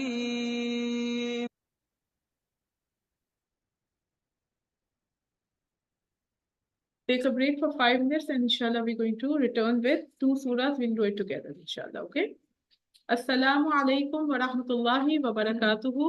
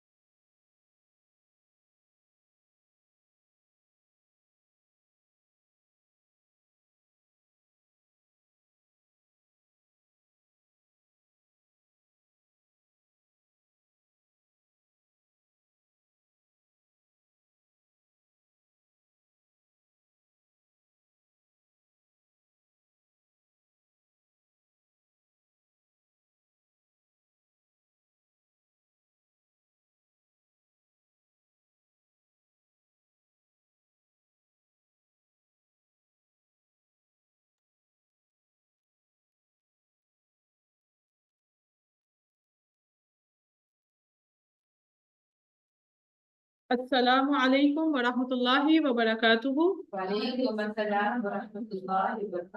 Alhamdulillah, now we're going to start with Suratul Balad. Bismillahir Rahmanir Rahim. Allah subhanahu wa ta'ala is swearing by this town. La uqsimu bihazal balad. La, I swear. And we have done this explanation of la, okay, repeatedly when we started with Suratul Qiyamah as well. That here Allah subhanahu wa ta'ala, this la can be za'id, or this la can actually negate, okay, their wrong aqidah. Okay, and sometimes for more emphasis, la comes to actually affirm the thing that is coming later as well. Okay, so it could be any. Okay, but here Allah subhanahu wa ta'ala is swearing bihaz al balad, by this city. And which city are we talking about? The city of Makkah. Okay, because Makkah, regarding Makkah, we all know that it's a very auspicious land. It's a sacred land. Okay, when we call that land Haram as well. Okay, whenever we are approaching Makkah as well, we say we are coming more and more within the hudud of Haram. Okay? So it holds a very special place. So Allah subhanahu wa ta'ala is swearing by the entire city, Hazal Balad. Wa anta hillum bihazal balad. And you are hillun, ha, lam, lam. Hillun is to descend or to untie. Okay, so whenever there is a knot or knot, you untie it easily. That is also hillun. From here we get the word halal as well. What is halal? Halal, how we translate, something permissible. That now that the knot is untied, it is released for you. You're free to use it, free to do it. Okay, so this land in itself is a land of hurma. But for the Prophet sallallahu alaihi wasallam, Allah subhanahu wa ta'ala is saying, "Wa anta hillum bihazal balad," and you are free in this city. Now, what does that mean? You are free in this city. This city is halal upon you, because we know that this sand is so sacrilegious, so sacred, that there are a lot of things that are not permitted in this land. Okay, like hunting, killing, or fighting, warfare. Okay, so it refers that the Prophet sallallahu alaihi wasallam as an exception. Okay, that when, you know, at the time of conquest of Makkah, the Prophet sallallahu alaihi wasallam entered as a conqueror. So obviously anyone could make an objection that, you know, this place is a place of Harumat, and why Prophet sallallahu alaihi wasallam was allowed, okay, marching with an army there. So Allah subhanahu wa ta'ala saying, "Anta hillum bihazal balad." Okay, we know about this place. You know, like when these ayat were revealed, this is a Makkan surah. So this ayah also shows the prophecy later on that, you know, even at that time when even praying was difficult in Haram, and they were persecuted every other day, and this persecution was increasing by the day. So Allah subhanahu wa ta'ala is giving one prophecy as well. But you know, a time will come, then you would do whatever you would want to, and some hurumat will be lifted upon you. Hassan al-Basri said that Allah made it lawful to fight in for him, yani the Prophet sallallahu alaihi wasallam, for an hour of the day. There's another hadith in which the Prophet sallallahu alaihi wasallam said that verily Allah made this city sacred on the day that He created the heavens and the earth. Therefore, it is sacred by the sanctity of Allah until the day of judgment. Its trees should not be uprooted, its bushes and grasses should not be removed. And it was only made lawful for me to fight in for an hour of a day. Today, its sanctity has been restored just as it was sacred yesterday. So let the one who is present inform those who are absent. In another wording of this hadith, the Prophet ﷺ said, so if any one of you tries to use the fighting of the messenger as an excuse to fight there, then tell him that Allah permitted it for his messenger and He has not permitted it for you. Okay, so this anta refers to the Prophet ﷺ and only the Prophet ﷺ. And Allah swears, okay, so this like uqsimu, okay, bihaz al balad. So now the third ayah, wawalidium wama walad, yani Allah also swears by the begetter, yani the one who begets, gives birth to, wama walad, and that which he begot. Okay, now who are these walid walad? Okay, there are multiple opinions regarding that as well. That walid is Ibrahim alayhi salam, And Wama Walad would be his awlad, all his progeny, all of the mankind. The second opinion is because the people of Makkah were the direct descendants of Ibrahim alayhi salam.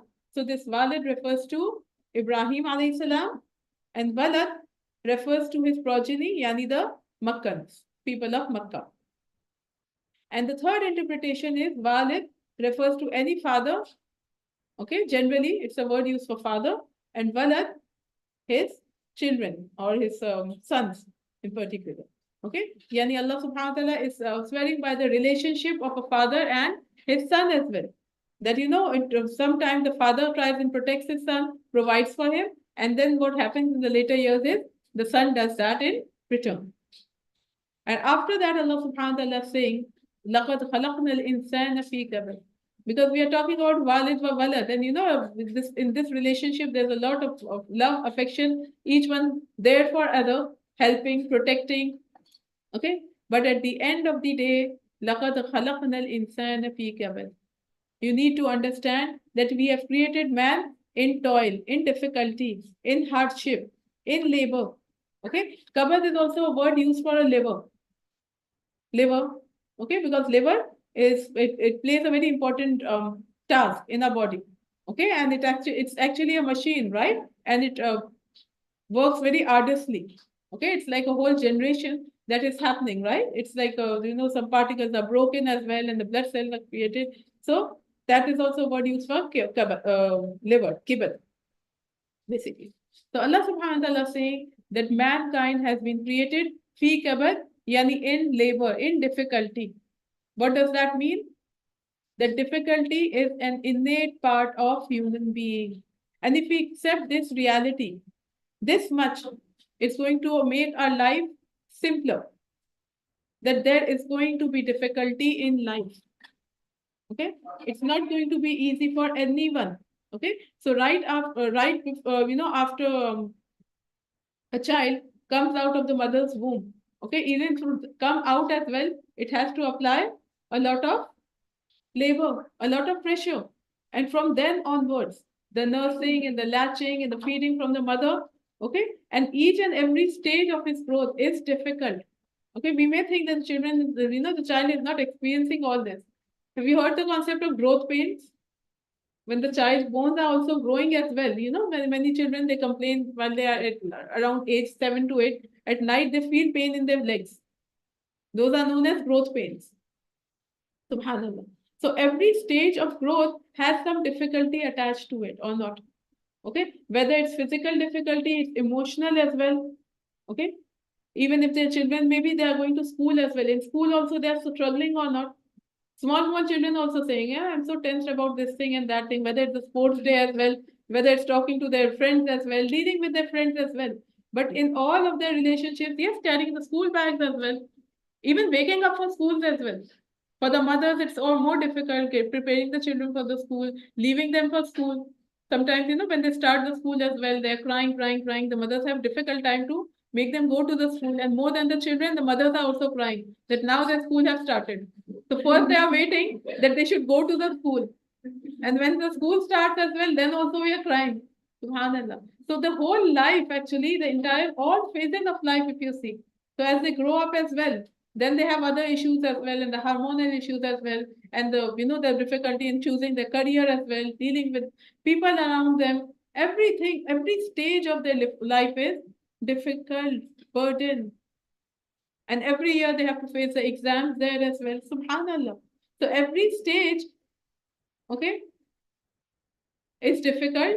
And for every stage, a person says, I can't wait to be going to the next stage. Okay, so if you are not married, you're waiting to get married. When you're married, the entire cupboard for the entire household is when are they going to get children? Once they get children, now the entire worry is when are they going to grow up and have their own children. Okay, so they're looking forward for one stage after the other. Some people wait for their retirement as well. And in their retirement, when they have nothing better to do, then they say, I'm waiting for my death. Subhanallah. Subhanallah. Okay. And at the time of death as well, when the soul is being taken away, that is also hardship. Okay, so for a moment there is some ease. Okay, but that is the last hardship. Subhanallah. Okay, but the whole thing is, whole premise to understand is there is going to be difficult. And if we understand this much, all our complaints will stop. You ask any person, how's life? They have one list of complaints that right now I'm facing this thing, that thing, that thing. But this is your test of life. And if you connect it with the previous ayah as well, we're talking about a relationship, walidu wa ma walad. Okay? In all situations, what happens is if a child is in trouble, what do parents do? They are the first ones to jump in to protect them. Okay, to do some damage control or something or the other to relieve that child.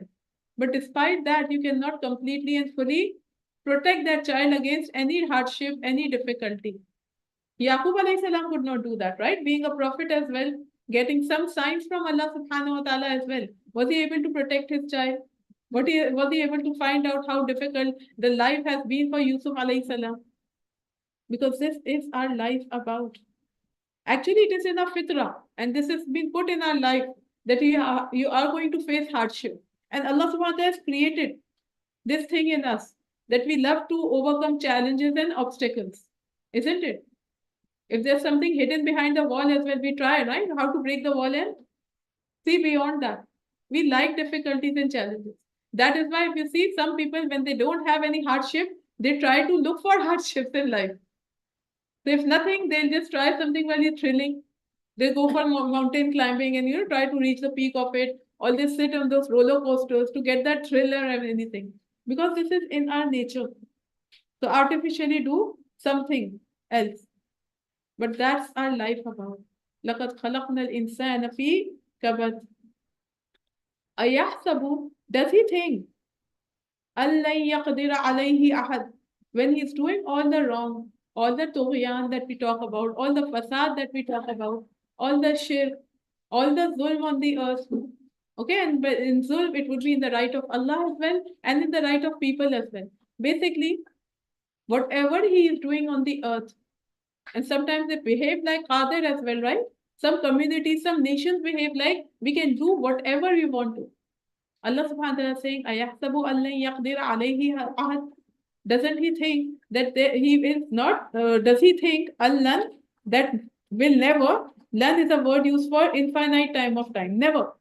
Yaqdira will be qadir alayhi him, ahad, anyone. And who's that ahad? Allah subhanahu wa ta'ala. Yaqulu, on that day he say, ahlaktu malal lubada. Okay, because that is going to be the biggest regret of a kafir, of a disbeliever on that day, right?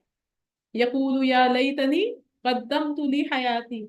So towards the end of this life as well, many people have regrets, right? I wish I had not worked that much hard.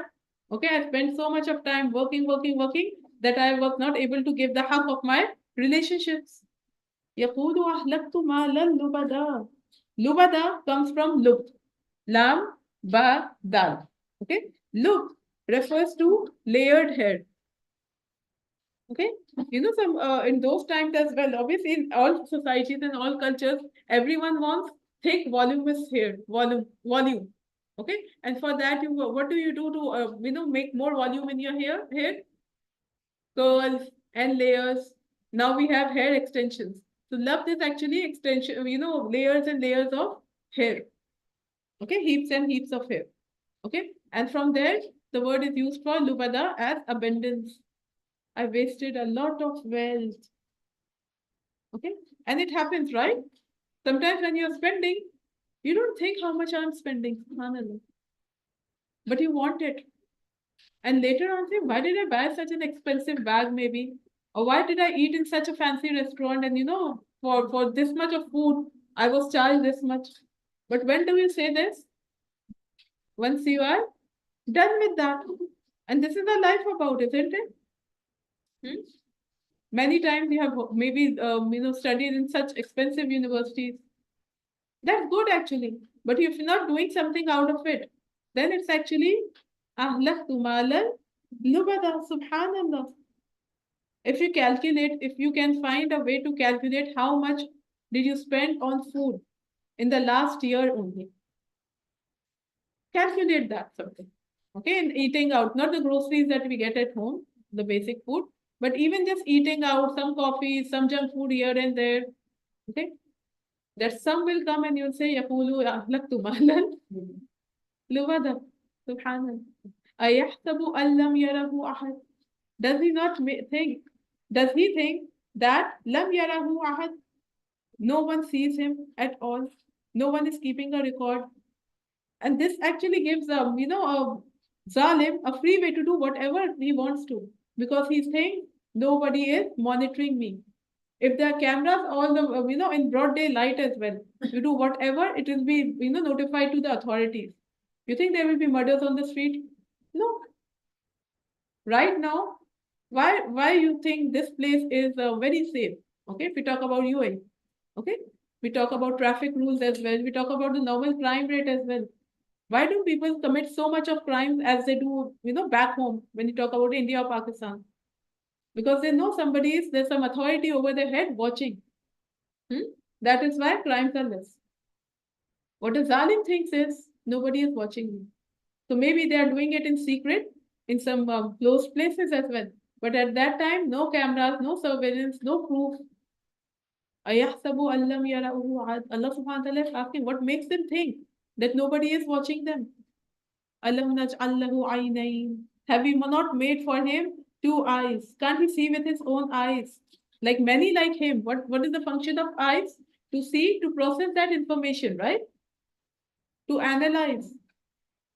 That many like him, any person who is doing zulm, who is doing shirk, who is doing arrogance, a lot of atrocities as well, that many like him, far better than him, were destroyed because of this arrogance. Some killed openly, some perished, some are still lost. You see many planes and the dignitaries, they travel in planes and the choppers and helicopters. After a crash, the bodies are unidentified. Subhanallah. We see all these examples around us. Subhanallah. And after they are gone, their name is also gone, their fame is also gone, their glory is also gone. Subhanallah. Alam naj'al lahu aynayn. Can't you use your eyes to see that? Walisanan, and a tongue. Washafatain, and two lips. Okay? Shafatain is a dual. Okay? Yanun, it's a dual here. Okay? Shafa literally means an edge of something. Okay? Because the lips are at the edge of the mouth. Okay? So basically, Allah subhanahu wa ta'ala saying, have we not given him all the faculties, the eyes to see? And once you analyze, then what should be coming out of your mouth? Through your tongue and your lips, basically, then what you talk about. Okay? The tongue to talk and the lips to hold back, to seal when you are not supposed to talk. Okay? So Allah subhanahu wa ta'ala is actually giving an example of the faculty that Allah subhanahu wa ta'ala has given for us to process. This is hidayah. وَهَدَيْنَاهُ النَّجْدَيْنِ. And we have shown him, guided him towards the two paths. Okay, so Najdain is also a dual. Najdain literally means any projected place, any place that is highly elevated from the ground so that it is visible. Okay, so Najdain refers to two prominent ways. Okay, so it could be the way of hidayah. Okay, inna hadaynahu sabila imma shakiran wa imma kafura. So it could be in terms of hidayah as well.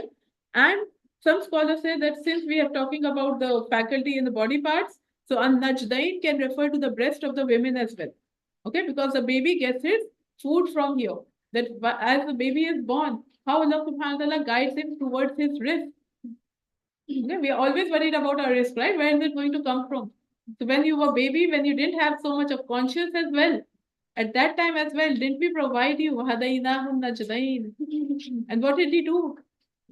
فَلَقْتَحَمَ الْعَقَبَةَ. Later on, okay, with these two ways, okay, whether you want to be on hidayah or not, you make a choice. فَلَقْتَحَمَ الْعَقَبَةَ.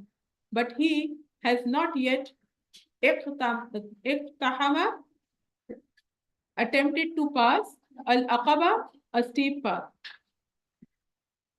Iqtahama comes from qaham, qaf, ha, mim. Okay, Qahama is to cross or barge into something without thinking of a consequence. Okay? That you jump into something endangering your life. Okay? You take a chance, you take a risk. Okay? Iqtahama, bab ifti'al. What would that mean? He made an effort to. He made a conscious choice to. Okay? He did not make any effort to do what? Pass al-aqaba. Aqaba, a steep path, a steep mountain. Okay? The narrow, steep, difficult path to climb the mountain. Okay? See, one is the trekking and the natural pathways. Okay, the easier one. Aqaba is a steep, slippery mountain that you need to climb on, and it is very narrow in nature. Okay? In Sira also you must have heard Baitul Aqaba. Baitul Aqaba, that the bait that they made at a very narrow pathway of the mountain. Okay? Yani Allah subhanahu wa ta'ala saying that while Allah subhanahu wa ta'ala has given them all the faculties, the eyes, okay, the mouth, the lungs, okay, and then the guidance as well, still a person wants convenience, doesn't want difficulty. Where in fact you are created for difficulty. لَقَدْ خَلَقْنَا الْإِنسَانَ فِي كَبَدٍ. He just wants the easy way out. This difficult path that has been made for him, he is expected to cross that path. He is expected to tread on this path. Because this path is actually taking him somewhere. Okay, so we are going to talk about what Aqaba is. But understand Allah subhanahu wa ta'ala saying he has not yet made an effort to pass. Because this path is going to take him somewhere. But he just looks at that path and says, not for me, I'm not going to do this. I cannot make myself to do this. It's like, you enter a university or a college. Okay, what is the goal? What are you going to get at the end? A degree. But for degree, don't you have to pass on a very difficult path? You have to. But you look at the path and say, it's very difficult, not for me. Then are you going to get that degree? No. Okay. So why not? Because you are not ready to struggle for it. If you want to achieve something, you need to struggle. This is not a choice. You can't say not fair, other people are getting, but I am not getting, but you didn't struggle enough for that. Okay. So this steep path that you need to climb up, and actually moving against the gravity, it gives you you have to put in more effort, isn't it? More effort, more time, more energy. Okay. But what is happening is that if you are not treading on that path, if you are not moving up, then what will happen in the next moment? You will go downhill. It's just like moving up a car. Okay. If you've driven up the slope, okay. If you apply the brakes in the middle of the slope, what will happen? And you quit there, like up, I cannot go any further. What will happen if you apply any brake there? Your car is going to go backwards, downhill. Subhanallah. فَلَقْتَحَمَ الْعَقَبَةَ. He has not treaded, he has not made an effort to pass on the steep path. And what is that? وَمَا أَدْرَاكَ مَا الْعَقَبَةُ. What will make you understand what is that steep path is? Subhanallah. And this aqaba is actually different ways how you're going to tread on this path. Fakku rakaba, free, fakku, fa, kaf, kaf. Okay, to free something. Okay, rakaba, a neck. Okay, so fakku is freeing anything that has been captured by something else, someone else. Okay, so here we are talking about freeing of a neck, which means freeing of a slave. Okay, that time it was very beneficial. They were trying and moving towards a slaveless society. Okay, and that is why now we don't have slavery, alhamdulillah. Okay, that time releasing the slaves was something that was very much rewarded, and we see in the hadith as well, right? That sometimes the Prophet sallallahu alaihi wasallam would tell about some deeds that if you free them, if you do them, you'll get the reward of freeing so many slaves. Subhanallah. Okay. So the thing is, in today's times, while we don't have any slaves, but you can free anyone who is in bondage, who is in loan, because obviously a person who is neck down in debts as well, that will come into that as well. Okay, somebody who is in prison. Okay, or maybe some in unusual situation, somebody has been kidnapped, okay, or in bonded labor. Subhanallah. Okay. So these are the ways of fakku raqaba in today's time.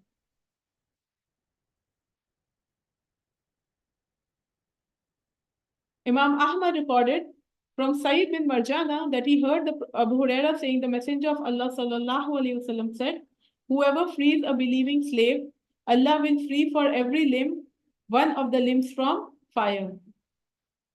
This is to such an extent that Allah will free a hand for a hand, a leg for a leg, and a private part for a private part. Subhanallah. From another hadith, we learn that the Prophet ﷺ said, and this is also in Musnad Ahmad, whoever builds a masjid so that Allah may be remembered in it, Allah will build a house for him in paradise. And whoever frees a Muslim person, then it will be his ransom from hell. And whoever grows grey in Islam, it will be a light for him on the day of judgment. Subhanallah.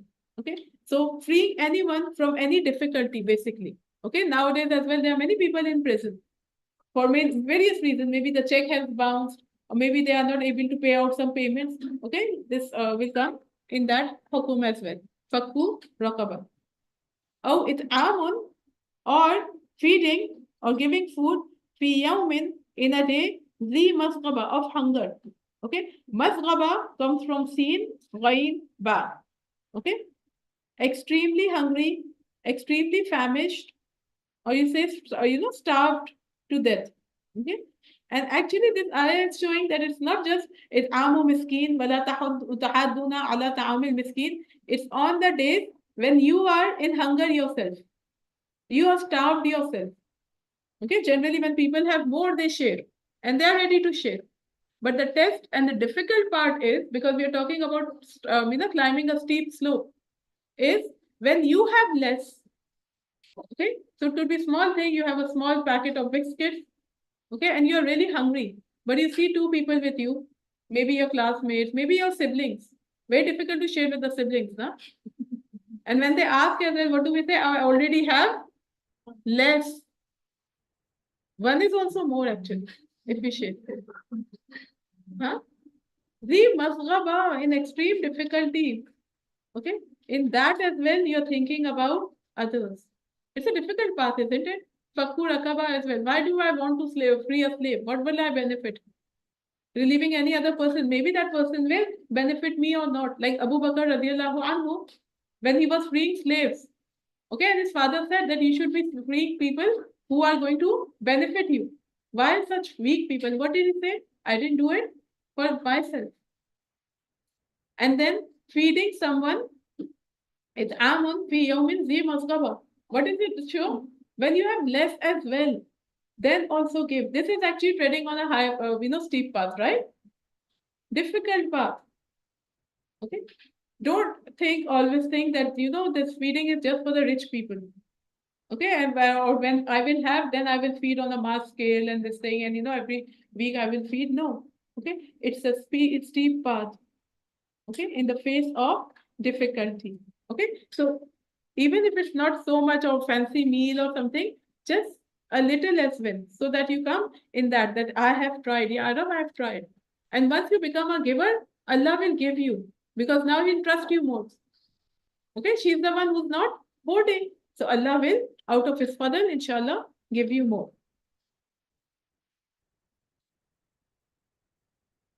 Feed who? Yatiman za maqraba. A yatim, okay, especially an orphan, za maqraba, especially who is maqraba. Maqraba yani close to you. Close to you yani one who is your relative. Okay. See, feeding is important to anyone. Okay. In order to get rid of the shuh of the nafs. Okay. But then to some yatim. Okay. And especially yatim, because they are deprived and you're not going to get anything in return from them. Okay. You feed your friends, next time they're going to call you. That's like, something easy doing. You send food to the neighbors, sometimes they return. But once you're talking about yatim, yani a deprived person, you may not get that favor in return or any favor at all. Okay. And especially the maqraba, who is your relative. Okay. Aw miskinan, or a miskin, the matraba. Okay, matraba comes from turab. Okay, yani he is dusty. Okay, cleaving of dust. Okay, maybe their clothes and appearance is dusty. Okay, in the previous surah we talked about honoring such people. Okay, so here we are talking about some miskin. So you don't say, okay, I'm going to help them. Or it's okay, I'm going to send a some check to them. No, you have to be involved with them. You have to interact with them. And while you're doing it, you have to do the tarbiyah of the children so that they are doing that as well. In UAE, we are really very pampered. So many times, when you go back home as well in our home countries, many times we don't even know who are our makraba, close relatives.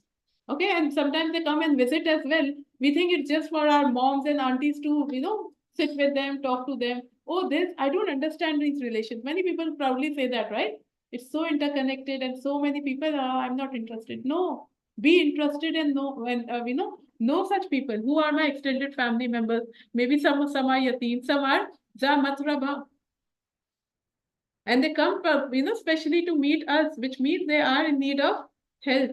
At that time, if we are just riding our high horses and saying, oh, I cannot sit like this with them, okay, or I'm bored, and why do I have to connect with new people? Oh, I have to visit their homes as well. Sometimes go and visit their houses as well, okay.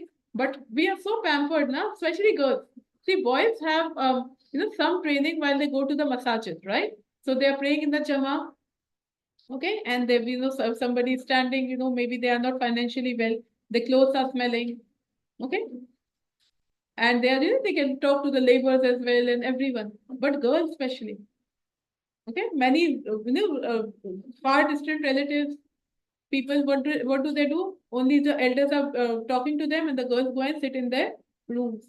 Or when you have to visit the far distant relatives, especially when you are back home, then they say, okay, kids at home, we are going to visit, spend some 30 minutes there, and we are going to come back. Because the whole thing is, what will our children do there? They'll get bored. So either you take the children with the gadgets. So the children are sitting on the gadgets. They're not aware what is happening around, how their homes are, what is the condition of their homes. And yet we want children to be fully alert, fully responsible, fully sensitive. Subhanallah, how is it going to happen when you are not taking them on ground? Miskeen and ra matraba. From a hadith, okay, and this is reported also in Musnad Ahmad. The Prophet ﷺ said, charity given to the poor people is counted as one charity, while if it is given to a relative, it is counted as two. Why? Because one is charity and the other is connecting ties of kingship.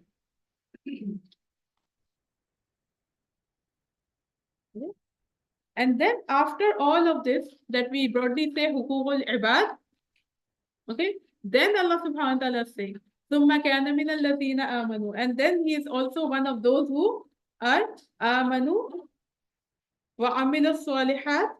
No, sorry.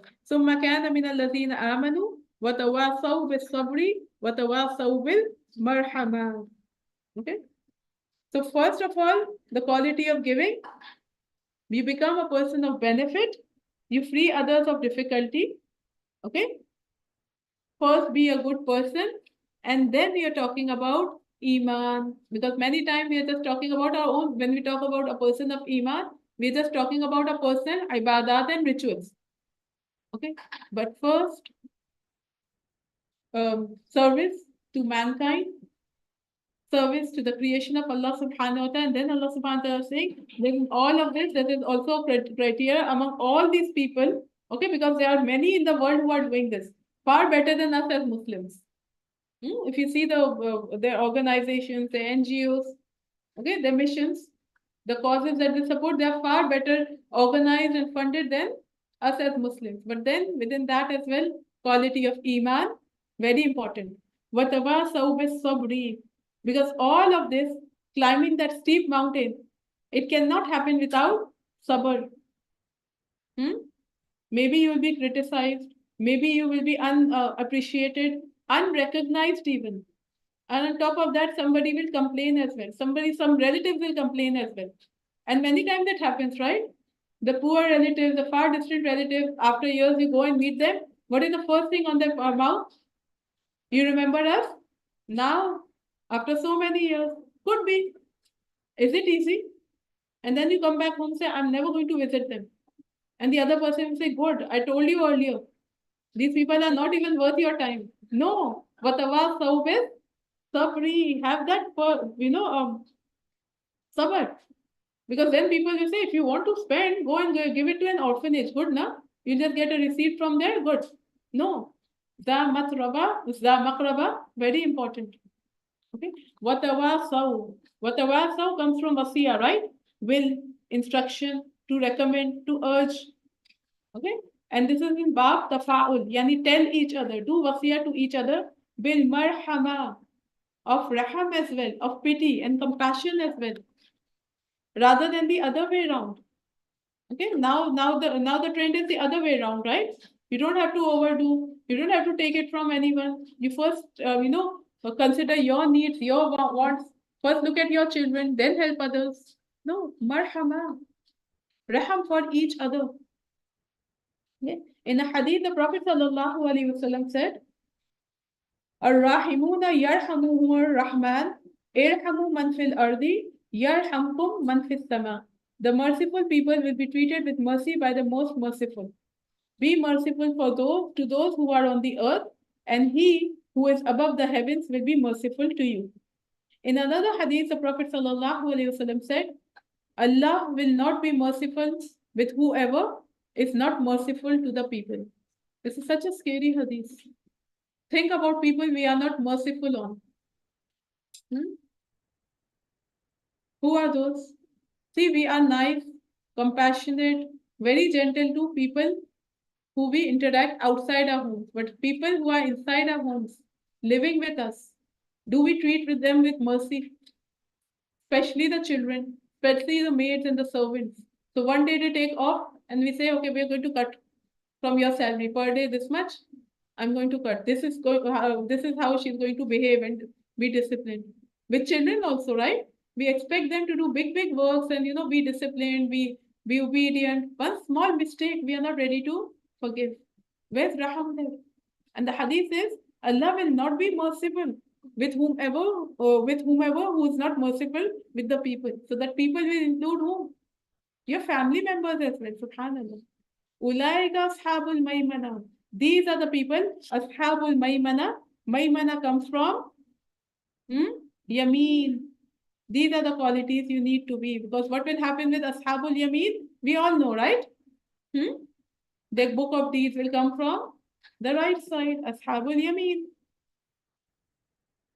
وَالَّذِينَ كَفَرُوا بِآيَاتِنَا. And those who disbelieve بِآيَاتِنَا, in our signs, in our verses, in our commands, hum ashabul mash'ama. They are the ashabul mash'ama. What are the root letters? Sheen, Hamza, Meen. Okay? Sha'am means, first of all, literally it means the left side. Okay? It actually points out to the people who are cursed, who are unlucky, who are ill-charactered. Okay? For them, alayhim narum mu'sada. Upon them will be nar or fire, mu'sada. Okay? Closed upon. Mu'sada comes from wasat. Okay? To close something completely. Yani, put a tight lid on something like airtight jars. Okay? If you've seen buildings on fire, the fire is going up, right? Progressing up. But then it is going towards the atmosphere. But there are some closed settings in which, there's fire and then there's a lid on top, like a furnace. Have you ever seen a furnace or a picture of furnace? Okay. The fire is closed on the top. Okay. Like, in some places where the bread is baked, like a tandoor. Okay. It is ignited. And then to contain the heat, first of all, okay, when it is being ignited, to contain that heat, they put a lid on top of it. Okay. This one ayah or one line is enough actually. Alayhim narum muqsada. So many times we hear about the description of hellfire. We talk about people in the fire. Now we are talking about a covering as well. That is also narum muqsada. So that you're not on fire, but the fire will be over them. Yani such people will be very in the fire. Subhanallah. Okay, because when it's too hot, what is the first thing you want to remove? The sheets, isn't it? When even when you're sleeping as well, when it's getting too much warm, you want to remove your blanket. Okay, and then people take it to another level. They remove their clothes as well. One by one, socks also remove, gloves also remove. Okay, or sometimes loosen up your shell or a wire. Why? Get rid of covers. But then you talk about the fire on top as well. Alayhim naru muqsada. Let's hear the recitation. You have time?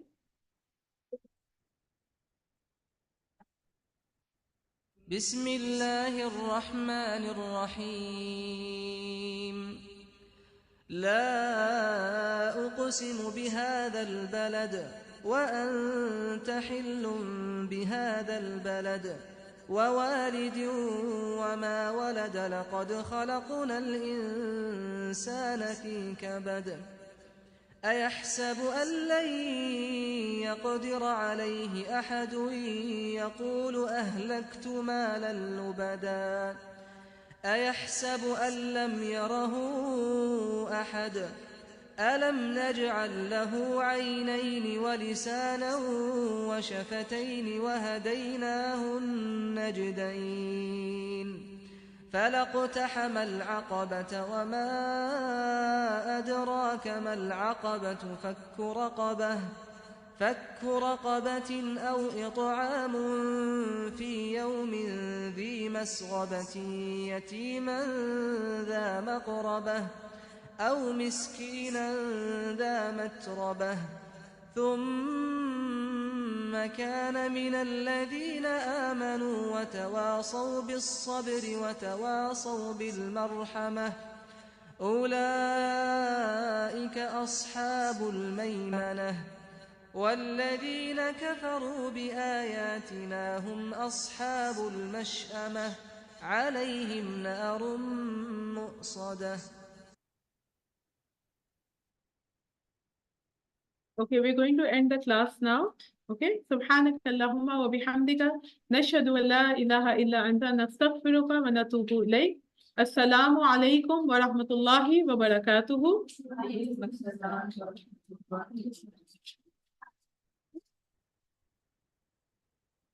We'll do Surah Lail tomorrow, inshallah. Okay.